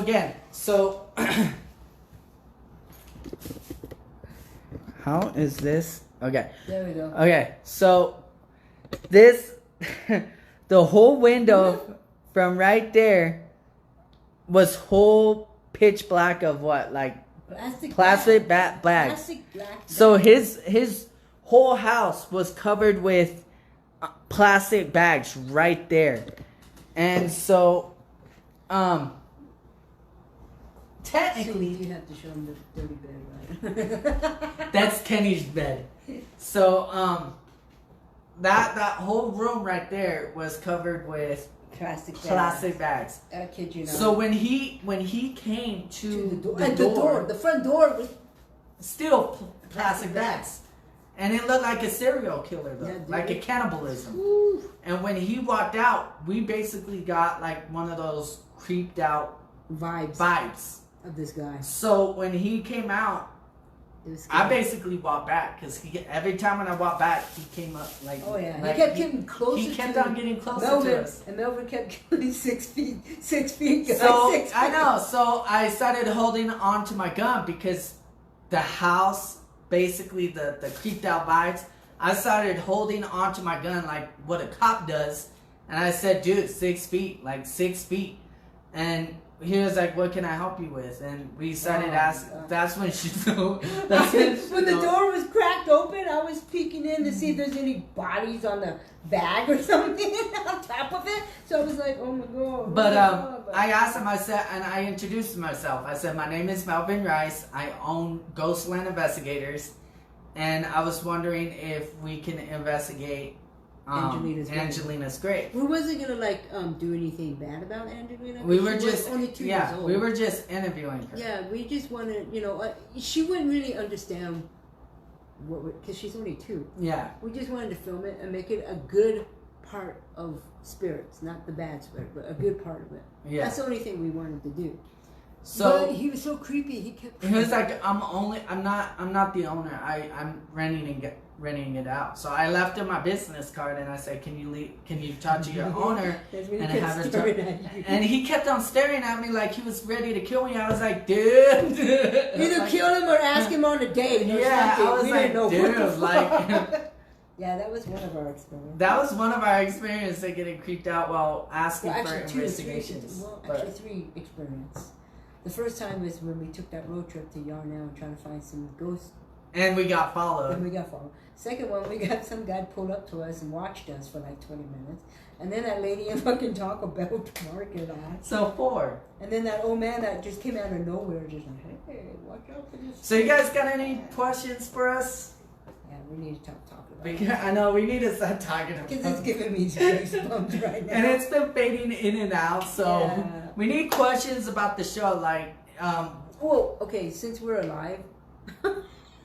Yeah, alive. one way to God. start the I know, freaking right? thing, right? Stupid. But anyway, since we're live, I like to go out and say hi to my old ghost investigators. And if you guys are watching this, or if you ever watch it, I like to say thank you for Trinity for helping me out, understanding and experiencing about ghosts and everything about it. I didn't really understand the other side, and now since I hung out with him for like 5, 4, 6 years with these guys, they're like my family, like my first family, and they will always be in my heart because they touch me so much. And I just want to say, hey, how's it going? Please contact me somehow. My best friend in the world is Rick, and I want to say hi, how's it going? I'm so happy for you that you got a new life now, and I hope that you continue doing what you're doing because it works for you, and I'm proud of you a lot. And I just want to say thank you for your experience to teach me about the other side. And Angie, the wild, crazy girl, she was crazy. She was wild. She was kind of like Dorina. She gets scared, but she's always eating and bossy. I didn't get that whole thing, but yeah, I want to say... Technically like Dorina, second Dorina. Well, yeah, second Dorina, but Angie was black and she's Mexican. So, yeah. Oh, I want to say, hey... who's Mexican and doesn't eat? Yeah, What was it? I don't get that. But I want to say thank you, Angie, for teaching me what you knew about the ghosts. And another shout out to Eric. Thank you for doing some of the camera work with me. You're very good at what you do. I hope wherever you're at, you're happy and you're doing what you're doing. And I hope you're doing filmmaking and never give up on that, because you never know who will spot you, what you're doing, because you are a good photographer in the filmmaking. See, it keeps fading in and out. I know. And I want to shout out to Megan. I'm proud of you that you are, you went into the army and you made a good life for yourself. And thank you for your experience for teaching me about ghosts. And Shalimar, I'm glad that you taught me a little bit about ghosts and you believed in us. No matter what we did, even though our crazy idea, you still believed in us. I want to say thank you for that. And I want to say, Jamie, you were great. You was the best in teaching me about your script and the way you do things. And you taught me a lot too. And I'm proud of you. You got kids now. Hopefully you don't give up on filmmaking. And I just want to say thank you to all of you guys, because if it wasn't for you guys and the knowledge that you guys gave me, I could pass it on to Melvin now. And especially Trinity, he has so much knowledge, and I learned so much from him. He was like you guys were all like my teachers. You guys all took me under your wing, because I didn't know nothing about it. I was pretty much the same age as you guys now. Didn't know nothing. But now that I learned from you guys and I experience it, now I'm going to teach Melvin. And the thing I can say that I experience is, like, that I have knowledge of is filmmaking, and now I'm going to teach him and his crew how to do filmmaking before I leave, and they can carry it on. And I believe that his people that he picked will learn. Like, I have no doubt in my mind that Pia will probably be a good fit, and I would love to work with her and teach her a lot of things about filmmaking and the camera, how it works, how the lighting works, and he could teach her how about the device that we have to pick up on ghosts. We're learning a lot from each other, you know. Nobody really does have a position, their own position. We do everything. We do everything. I mean, sometimes I'll probably work the cameras. Sometimes be a secretary, wear a skirt. Or do that. No, Yeah. I'm joking. No, but nobody has their own position. No. If you see some, like, in the credits, like, let's go for the Jerome. How everybody has, like, investigations, equipment tech. That's what they did on that episode. That's what they did on, you know what I mean? So technically, We don't have a position. yeah, we don't have positions. We do help each everything. other. We help each other out. We do everything and all that. Each and every one of us has knowledge of what we do. It's technically like and we a team. teach each other. It's a team. It's basically teamwork. It's a team. It's like a family. Yeah. I mean, you know. So we have to watch each other's backs. We gotta look out for each other. We gotta look out for each another, basically, and That's what we do. that's what we do. It's I all don't have that. a position. So going to He doesn't have a position. He's He's the owner. I'm the owner. That's my position. But other than that, like, No, I'm joking. He's a good kid. not other than that, with cleansing homes, Oh my god, I never done that. I'm teaching her how to do that. I'm teaching the teams Never. how to do that. Trinity never told me that. Yeah. 'Cause he So never I'm gonna teach her how to do that. So when she goes back home and do whatever I do. do what she ever got to do on after season 1, then she can probably help Either them out and or basically or tell us, and then we go and investigate and all that. So yeah, never have fun. but if they have a paranormal, technically when I say I'm taking Ed and Lorraine's position, yeah, with it. I'm technically basically doing their position, kind of, Right. except for exorcism. That's what they're basically what. No, they cleanse homes. I know, but basically, didn't she was a nun before? Kind of, yeah. She So was a nun. yeah. I mean, you know how they have, what was it, 3 or 4 episodes of the movies? It was the The Conjuring, And then Conjuring 2. Conjuring. There's gonna be a Conjuring 3. Okay, now the doll, Yeah. they had The that Annabelle. doll. They got an Annabelle comes home. That Annabelle doll is a true. All of these is Lorraine and her husband's story. All that is true. Yes, the All Annabelle- that's what makes that one scary. Is because those are the true Yeah, the stories. Annabelle. If you watch the movies again, when you get into Annabelle, But that doll was possessed by those 2 devil worshippers. They But went and killed the family. reason what I'm trying to say is that I'm taking Ed and Lauren's spot is that, let's say if Shanoa has a haunted object that has been used in ritual, you know what I mean? All kinds of crazy shit. All kinds of things that has happened with the object. Like, let's say if she has a doll that's haunted. like whatever. a doll that's haunted or a lamp that's haunted. Whatever. What I want to do is I want to build my own, like kind of like a museum, small museum, and keep the objects and have a priest cleanse it and have myself cleanse it, so we can keep. You know what I mean? We never. What Ed always says, we should never ever destroy the vessel, because all we're doing is destroying the vessel. We should. The best thing is to keep a genie in the bottle, technically. That's And that's what I want to do. I want to build my own small museum, and whenever I go to, You're crazy, dude. and when I go to like haunted houses that I cleanse and take the objects that's haunted and take it, then I'll seal it up and basically protect it. And I Because tell you what, man, his mom ain't gonna like that shit. Baby girl's gonna bite him every time. because I mean I'm technically doing. I want to do Ed and Lorraine's position. That's a big thing, man. You gotta Yeah. take it serious. I mean, you are. I am taking it serious. Yeah, you are, but this is good. Okay, what? Like I said, he surprised me every day, dude. It's like the time I go to bed, the time I wake up, he surprised me everything he wants to go do. Okay, like The Shining, that's basically a true story, which Yeah. Stephen King did wrote it. Yeah, I want to go and investigate that. He investigated, because he's a famous writer. Who doesn't like Stephen King? Some of you guys don't.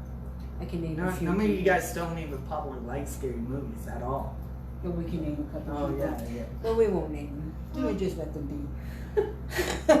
But no, I mean Stephen King. He was about Stephen King, because that's my favorite author.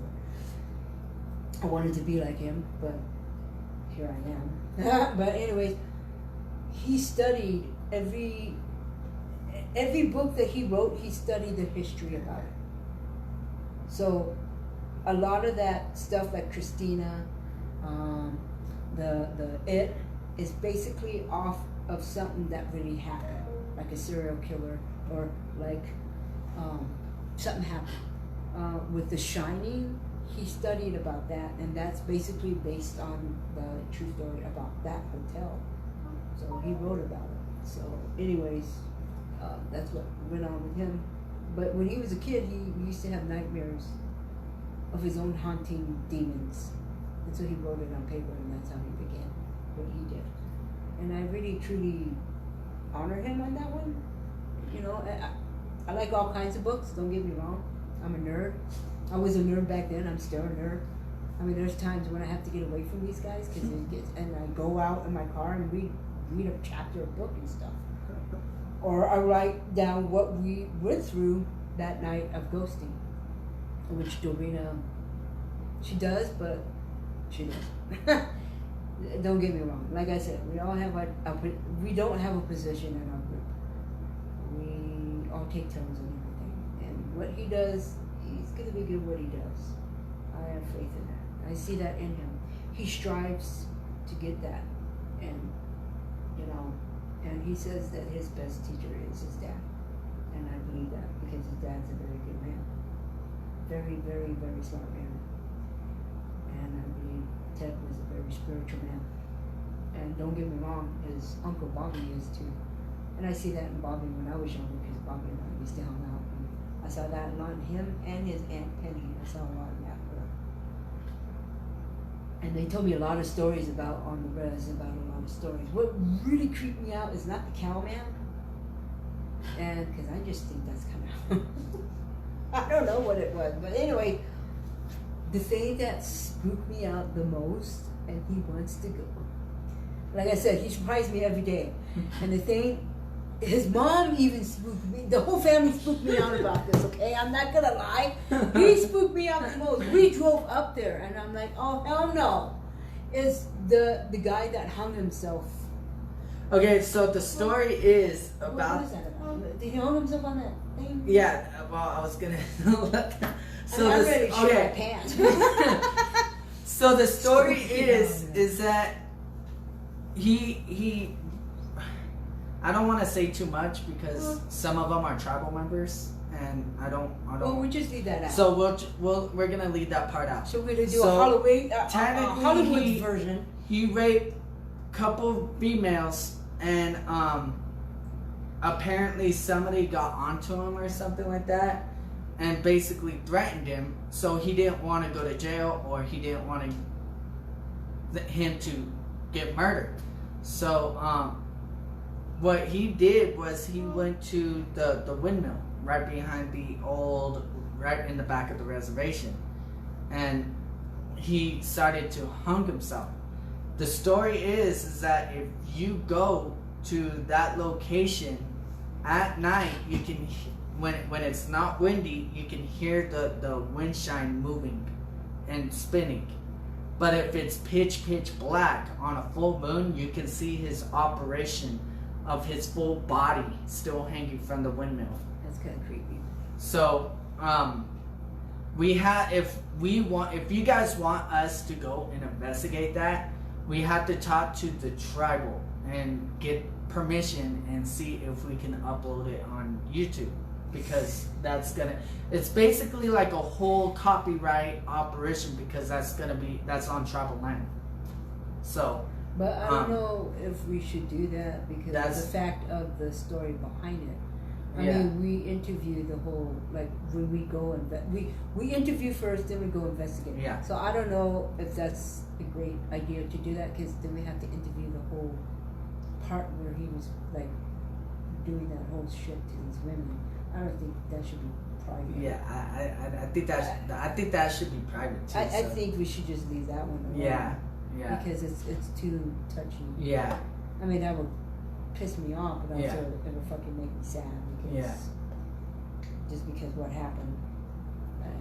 But we will try to do the cowman. I don't know what's up with the cowman. Did Trinity see the cowman? Yes. Okay. Ernie Jones Jr. was hanging out with Trinity. Hi, Ernie. Hope you're doing great. Hi, Janet. Stephanie. What's the other one? Jessica James was on here, but Okay. she left. But so anyways, I guess Trinity and Coco used to hang out a lot, and they went to the cemetery over by the high school. You know, that cemetery that's right next to the high school. So they walked in there, like, of course Trinity always likes to go from 9 till 6 a.m. Technically like me. Yeah, like you. He's He's like like- a vampire. So they went over there. They went there and they walked through the cemetery. Well, Ernie told him about the story about the cowman. I just heard like little pieces and parts of it. I didn't get the whole story about that. I still don't get the whole story about that. But anyway, he saw the cowman right in front of him, and Trinity said that it really kind of spooked him out, but it didn't. So. Yeah, that was Trinity's experience. So the cowman is real. He will go towards. See, I don't even know the story about He will go. I don't even know it either, but it. they say if that- anybody knows that, let us know. they please. say that if you walk on the reservation at night, you can hear him. You can feel hoofs like following you, and all that. Bob can tell you the story about the cowman. Behind the whole story. The way Bob and is, he's concepts. such a smart ass dude. He probably fucking add some shit in there just to fucking make me believe. Like, oh shit, oh no. But the cemetery right by the old Kmart on, what is it? Cortez? Not Cortez. Willow Creek Road. Willow Creek Road. On Willow Creek Road. And Does he right even where, go that far? yeah, they say Is that he part of the goes, reservation? they say that he likes to hang out right there The fucking- to the all the way towards the reservation. Cause So he owns that whole place? yeah, kind of. Damn, you better wear a Badger shirt. Or flag or something. So, I mean, They is s- that part of the reservation too? The high school and shit? no. Okay, so from the from Las Fuentes on, Yeah. for like Good Samaritan Yeah. and that's the reservation. So how far does it go out from Target? Or does it end at Target? And It ends. Depot. I think it ends right by what about that new highway you guys made? yeah, I think it's right there. It ends It right ends there. right there? So is there any scary stories about around there? Yeah. I don't know. So who do we ask? Do we gotta go to the res and ask, look at the history or Yeah. something? If they let us, the place say, hell no, get away, don't bring that shit to us. Like that girl did at the fucking Jerome Oh yeah, when we went to the jail and guys, you guys don't get. Now I'm getting tired. This nonsense is not even working. it's fucking foul. I know. That might didn't even work yet. The policy. I'm not trying to diss the Grand Hotel. I mean, don't get me wrong. I love the Grand Hotel. I loved investigating that place. But that policy, What policy? about keeping it down, the noise and all That's that. when you guys did it. I Man. know. The noise about keeping it down, and it's God. in the episode. I think they should change that policy because I mean I get it that there are guests that wants everybody to keep it down, Right. but I mean you have to tell them, oh, they're shooting an episode, they're making, like, they're ghost hunting, they're making an episode. Okay, well, like I said, the only reason why Zach and them got away with what they did is because their corporation paid for them to stay there and paid the hotel to have it empty while they go in the film. Yeah. That's why we're different from them. He is like Hollywood kind of Yeah. in a way, so he got That's that. like- that's he's why- got that backup. That's to why. do it. That's why part of me feels like we should be doing Hollywood type of shit, but we want the real shit. We want to show you the real shit. Yeah, we don't want to. I mean, we put I mean, our that would money be into cool. it. That would be cool if we were on as Hollywood, because they would pay the hotels and pay that. You know what I mean? Like what Zach Bagans does. But at the same time, if we do it that way, that means we wouldn't be running the show. They would be running the show. Pretty much. And they would tell us how to do it and all that. And then we have to stuff. get into that contract and the whole. Yeah, so we just want to show, like, do real shit for you guys. We want to do it the more real, more realistic. Technically, how we feel. We want to show you what we feel. Technically, so Basically, I mean, if you ask me, his family, if they're watching, you got a good kid here. Melvin is very, very, very knowledge about this stuff. He is. I see a lot of him wanting to learn more and more. I mean, he's good at what he does. He goes out there, he strives for it. I mean, yeah, you'll be proud of him. I'm the first person who basically takes it for the team. Basically, like, if nobody doesn't want to, like, go towards the attic or the basement, you know what I mean? If nobody, if nobody doesn't want to go to the attic or the basement, I would go for it. You know what I mean? I would say, fine, I'm gonna go. I'm Yeah, gonna but do it. as he's going to that basement and attic, guess who he tags along with? Me. And there's no question about it, dude. He doesn't say, hey, Doreen, come with me. Or, hey, Kenny, come with me. No, come on, let's go. What? Because part of me, I don't feel like Dorina should be a camera operator. Oh, Because I feel like she shakes a lot and nobody's like, oh my god. Like, It's like sideways, and then Kenny's all, you know. Kenny says, oh, it's filming, but it's not filming. Yeah, like, okay, be honest with you guys, okay. When we went back to this room, they had them sign this piece of paper. What the clerk, what was her name? The hotel desk lady. Sheila. Sheila's awesome. If you ever go to the Grand Hotel, Talk about Sheila. Ask for Sheila, and she would tell you everything you want to know. She is so good at that. I mean, she even believes it. I mean, stuff happened to her. She's a great woman. She is so nice, so respectful. I mean, she should get a reward. She should be the guide tourist for that place. Really. Yes. Because she has so much knowledge of that old hotel. The other ones, they didn't really talk to us much. They didn't. I felt like they got scared. They not even scared. Not scared, but they don't. I feel like they don't. They didn't wanna give do a it. fuck. Yeah. But Sheila did. She was all into it. She was aboard. She answered most of all of our questions that we gave her. Plus people before us, and so on and so forth. She's a good lady. So if you guys ever go to the Jerome and you guys hit up that hotel, Ask for Sheila and she'll tell you everything you need to know. But anyways, talking about that, we went back up there to have the manager sign a piece of paper. And as we were still filming, we had loose ends of filming, so we had to film. We filmed the interview in a couple of spots of the building. So, Kenny's first reaction of a ghost was the guy on top of the building that was walking around. He couldn't explain it. He just freaked out. And there was kids underneath this apartment building that is a now apartment building, but it used to be part of the hospital. And these kids were drinking, you know, having a good time on a Friday night. When we were leaving, Melvin stopped me. He's all like, "Hey, you guys want to see something spooky?" And they're like, "Oh yeah, we know. Jerome's all supposed to be spooky." Nah. So he shows a picture of this guy on top, right above them in the apartment building, and he was just walking around. They were like, "Oh shit!" They got scared because we showing them the part. Well, anyways, coming back to what I'm saying is that when we went back there, we didn't see the guy walking around on top of the roof. We saw something else. This is Kenny's second time seeing a ghost. Was this old man, and he was walking this dog. I mean, little. It had to be a Chihuahua or a poodle or some kind of little dog.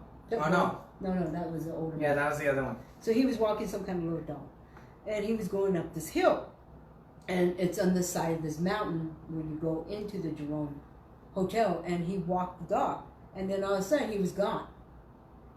And he looked at us and he goes, "Did you guys see that?" And we looked at him like if he was got drunk or he smoked a little smoky, whatever. And we're like, "What are you talking about?" He goes, "It was an old man with a dog." And we're like, "We didn't see that." And he goes, "It was walked right past us." And we're like, "Kenny, we didn't see it." And he was getting pissed because he saw it and we didn't. So what we did was we went down there with the camera, and he had the camera. And, oh my god, that was a good fucking.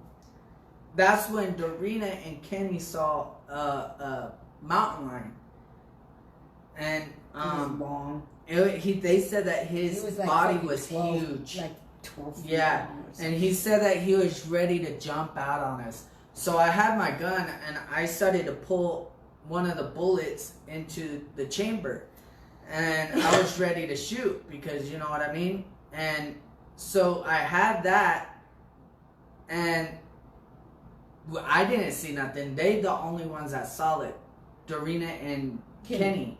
Me and Shanoa didn't. But when Shanoa heard that there was a mountain lion, she was like, "Okay, walk back up slowly." She was like, "Walk back slowly." So she was over there right by the truck. I had to stay and be security for those two. Even though the security guy had the camera in his I know, hand. right? Even the security camera had the camera in his And hand. then Dorina's all like, "Don't shoot him." But yet, this mountain lion's ready to attack them. And she goes, "Don't shoot him." What? Okay, I'm not going to be dinner. Okay, as you can tell, I can feed 5 people, but that's not the point. And I'm not going to be dinner for this guy. Yeah. So anyway, Kenny had the camera in his hand. He didn't film it. And then we asked him, he goes, "Oh, I thought I did." It wasn't on the... yeah, it wasn't even on the SD card. SDT. That would have been a good fucking one to Is there a lot throw. of people? The mountain lion. So yeah, it was that night was crazy. Yeah. So We had a lot of fucking weird shit. I mean, we couldn't even explain it to you. Like, this is happening in Prescott. We just got back from Sedona. We were fucking beat tired. So I peed. Can't even talk. I paid for a hotel. It was like 3 days or some shit like that. Holiday Inn or something like that. So anyways, I paid for the hotel. And then Melvin and I walked down to the convenience store just to get something to eat and something to drink while Kenny and Dorina was sleeping. And damn, Kenny, look at that big old man. I'm fucking waiting for something to fly in there. So anyways, we're walking back from the convenience store, and we're in the Holiday Inn Express. Well, right across the street was the Hampton Inn. This guy, like I said, he always surprised me. He looks up in the window, and he goes, "Do you see that?" And I'm like, "I don't want to see it." I don't want to We see. spent 4 or 5 days in Jerome, and I'm like, "I don't want to see that. No. This is my day off. No. We're here to have a good time, dude. We're not here to look. No." And so he goes, look. And I looked up there. There it was, shot. in that window. I'm like, oh, fuck, you can't give me 1 day off. Just ask for 1 day off. Come Well, on. because when we were walking on the street, like I said, I could sense some. And Yeah. I as soon as I had that sensing feeling, I looked up and I seen it, and I was like, that's when I told Chanel, I was like, do you see that? She was like, I don't want to see it. I don't. I want to enjoy my hot dog. I want to enjoy my food. I want to enjoy my snacks. I want to have a day off. You know, I want to watch Ghostbusters. I want to join my beer. Yeah, something like that, you know, and I never fails. So, and even if we're done, it always happens to us. it always happens, Ask even on their Marina, day ask off. Kenny, ask any one of us. Every time we go back to the motel and to cleanse ourselves or to fucking do whatever, we always see something. We always see a body. We always see something in the somewhere, and we're just like, what the fuck? It's never ending. It It never really ends. is. As a ghost hunter and a paranormal investigator, it does not stop. You're on the job 24/7. Pretty much, man. It's kind of. Or even just going insane. Yeah. We're gonna go with insane. Anybody else? I don't want to feel insane. Why? Because we're already there. No. I just don't want to feel insane, because if we feel insane, we're gonna get locked up into asylum. I don't even think they want us, because after we tell them stories, they're like, you know what, you guys need to just stay outside. We don't even want you in here. So, Anybody else? pretty much, I don't. I don't want to feel like it. Because So- everybody has a little fucking insane in themselves. Even if they don't want to claim it, we do. Alright, so thank you guys so much for this Wait, cute. Who's that? Who's that in the green? Those are the people who joined, but it tells you that nobody's watching. So, Alright. thank you guys so much. I'm gonna have Kenny turn off the live stream. Please. Well, technically, I'll probably have to get up. He's passed out. Figures. So, We talk about some girl, he's gonna be up. I know, right? I'll be up with Alright. Alright, we do have one thing to say, because we know she's probably gonna watch it later on. What does I even see? Alright, Kenny, I'm gonna get up Okay, and it. so, But thank you guys. Crystal- So, since I'm right here, make Crystal- sure you guys. We have no problem with you not joining up. We kind of knew that you wasn't, but you're cool. You know, still, we'll see you on the flip side, and you know, you'll probably give us some business, because you'll probably like get spooked out or something. Some ghost will probably grope you or something. Pretty much. Something, but So, since I'm gonna be on the camera, I'm gonna have an hour with Kenny and Shanoa. But since I'm right here, thank you guys so much for joining, and thank you for the opportunity for a Q&A operation with me and Shanoa. Now it is Kenny and Shanoa. what are you trying to do? Stop. Not touchy. Tell them thanks, good night, God bless. Yeah, God bless. Thank you. Thank you, guys. Let us know how we did. How does it Please. work? All of us. How does it work? It doesn't. Leave it alone. He's touching it. So, yep. All right. Peace out. See you guys. Go read them. Be prepared. We got another adventure going on. So, we have a lot to do. I can't believe you're taking us to the fucking Connor fucking hotel with poltergeist. Poltergeist, really? That's fucking. I gotta go see a heart shot. This is ridiculous. Alright, thank you guys so much. It is Kenny and Shanoa's turn To what? to do the Q&A. Oh, come on, cowboy, say something. I know, right? Maybe they're just looking at yourself. Hello all, how are you? Thank you for being here with us. Tell them what you do, your security shit. I already know. You already know what I do. I work security. I'll answer a few questions and then I'm gonna call it a night. Thank you for being here. So tell them basically How you secure how us. you secure us, what made you join, and all that other opportunity stuff. I'm gonna eat. And what did you feel like when you first saw the ghost? How did you feel when it, you know what I mean? Told them. All that other stuff. Well, how did you feel when you saw the guy on top of the roof? Okay, my name is Ken. I work security Tattoo for right here. GhostLand Investigations. I'm here answering a few questions. Right here. There. Thank you for being here. I joined the team to help my friends to start their investigation, GhostLand Investigations, to be a part of the team.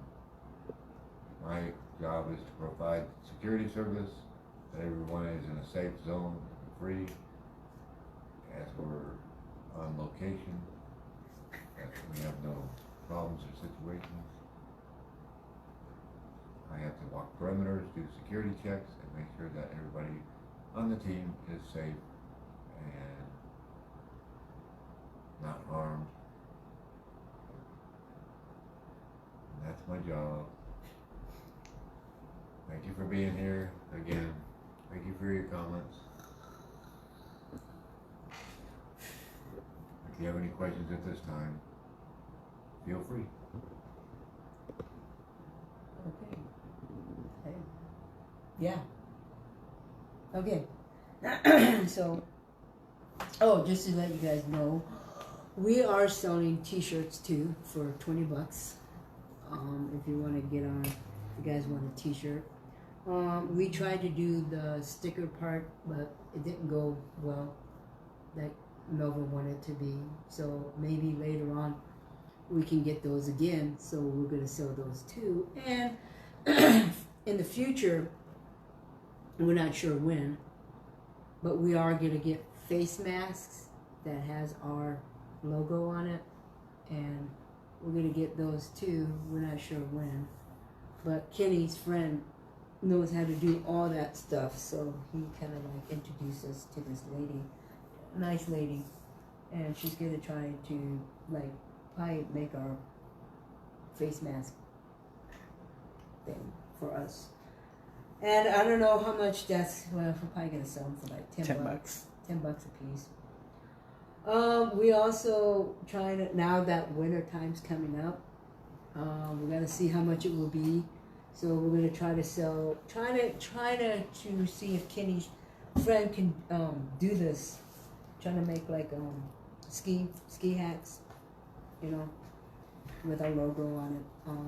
We're gonna try to see if we can get like a wind jacket with our logo on it, or a coat with our logo on it, or patches.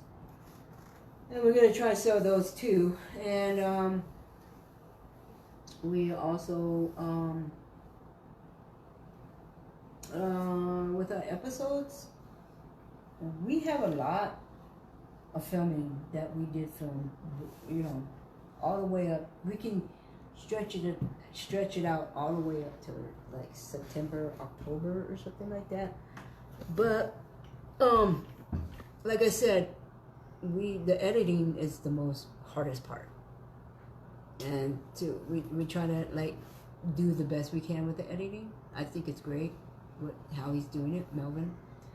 And I'm gonna read up on more editing so I can help him out. I mean, I help him out of the location where I'm gonna put the cameras at, but I want to learn a little bit more about editing.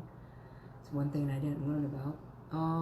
But we have a lot of episodes that we do. Even though we go into Jerome, or we go into Cottonwood, or we go into wherever we go, we just don't film that one part that they want us to. One business, we go to like other business and film. Hell, we even go here, even though we go in the, I mean, we have like, I don't know how many, probably did like what, 2 or 3 of the Highway 89. We're going to look into that and at that part. And we do a lot here. Shit, I'm tired, but he made a list of what he wants to be filmed and stuff. So we're gonna do that, and we're gonna probably take, like I said, we take a lot of takes. We don't just do it one shot. We do like 2 or 3 shots, like And a then- regular. like a regular Show. like they do in the movies. And then he goes and I do a lot of shots for him, so that way he can, when he edits it, he can pick out what shots he wants that looks the best for that episode, for that series. So I do that a lot. And anyways, yeah, just let us know, comment on whatever we post on, and just comment on it. And thank you for watching. It's fading in and out. It's fading in and out. Behind us or No, like right here? look. Oh shit. Oh shit. Wow. Oh.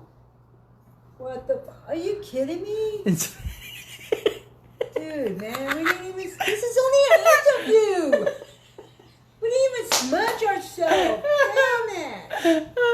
See, this is what I mean when he fucking surprised my ass. Okay, well, anyway, thank you all for your comments. Hold on, I'm gonna Have a safe night. I'm gonna Wash those hands. We appreciate all your comments. hold on, I'm 6 gonna feet. I'm gonna talk real quick. Okay, well, tell her. Okay. Oh, I'm you're done. gonna- You can go to bed. No, I didn't. You, Okay, so the most important thing, what people really don't understand, is that you can never ever, and I think I said this in the Grand Hotel episode. Never ever put a mirror and a mirror facing each other, because what that does is that it makes it's basically like a Ouija board, technically. If you guys don't play with Ouija boards, never ever face a mirror and a mirror facing each other, because that's technically the same thing. It opens what is it, like a magical portal to It's like another. opening up a portal. Yeah, it opens up a portal to another dimension where other spirits can enter. It's It's not a good thing. it's not a good thing, because Let me tell you can never ever ever know what you are dealing with in that situation. So that's one thing that you can never ever do, is open another portal. No. And because you can never, you don't know how to close it, technically. It's scary. And it's the same thing as well. Same pictures facing each other too. Pictures of that? Like, yeah, if you put a mirror and the same pictures. Like this Stanley Hotel. Like where you go to the vortex stairs and everything, they have pictures and mirrors facing each other. I think Trinity told me about that. Yeah, you cannot, don't do that. Never do that. I think Trinity, Megan, all of them told me that. I think even Shalimar told me. Yeah. So Yeah. it's the same thing, and people don't realize that, and they think and they think it's cool, and it's not. It's basic. People don't realize that. So thank you guys so much for joining our Q&A. I am again Malvin Rice, the owner and founder of the GhostLand Investigators. And my name is Shanoa Durden. I am the co-founder and cinematographer for the GhostLand. And I just want to say thank you for all you guys really supporting us and tuning into our show and basically helping Melvin out, because the more he gets, the more people he can get sponsors from. I mean, don't really want it, but we do, but we don't. It's kind of, it's hard to explain. I mean, it's not really hard to explain. It's just that we want to let you guys, I mean, he wants to bring you guys understanding about this whole ghost. I mean, a lot of you out there are experienced, and if you want to give us your ideas and your adventures, just contact Melvin.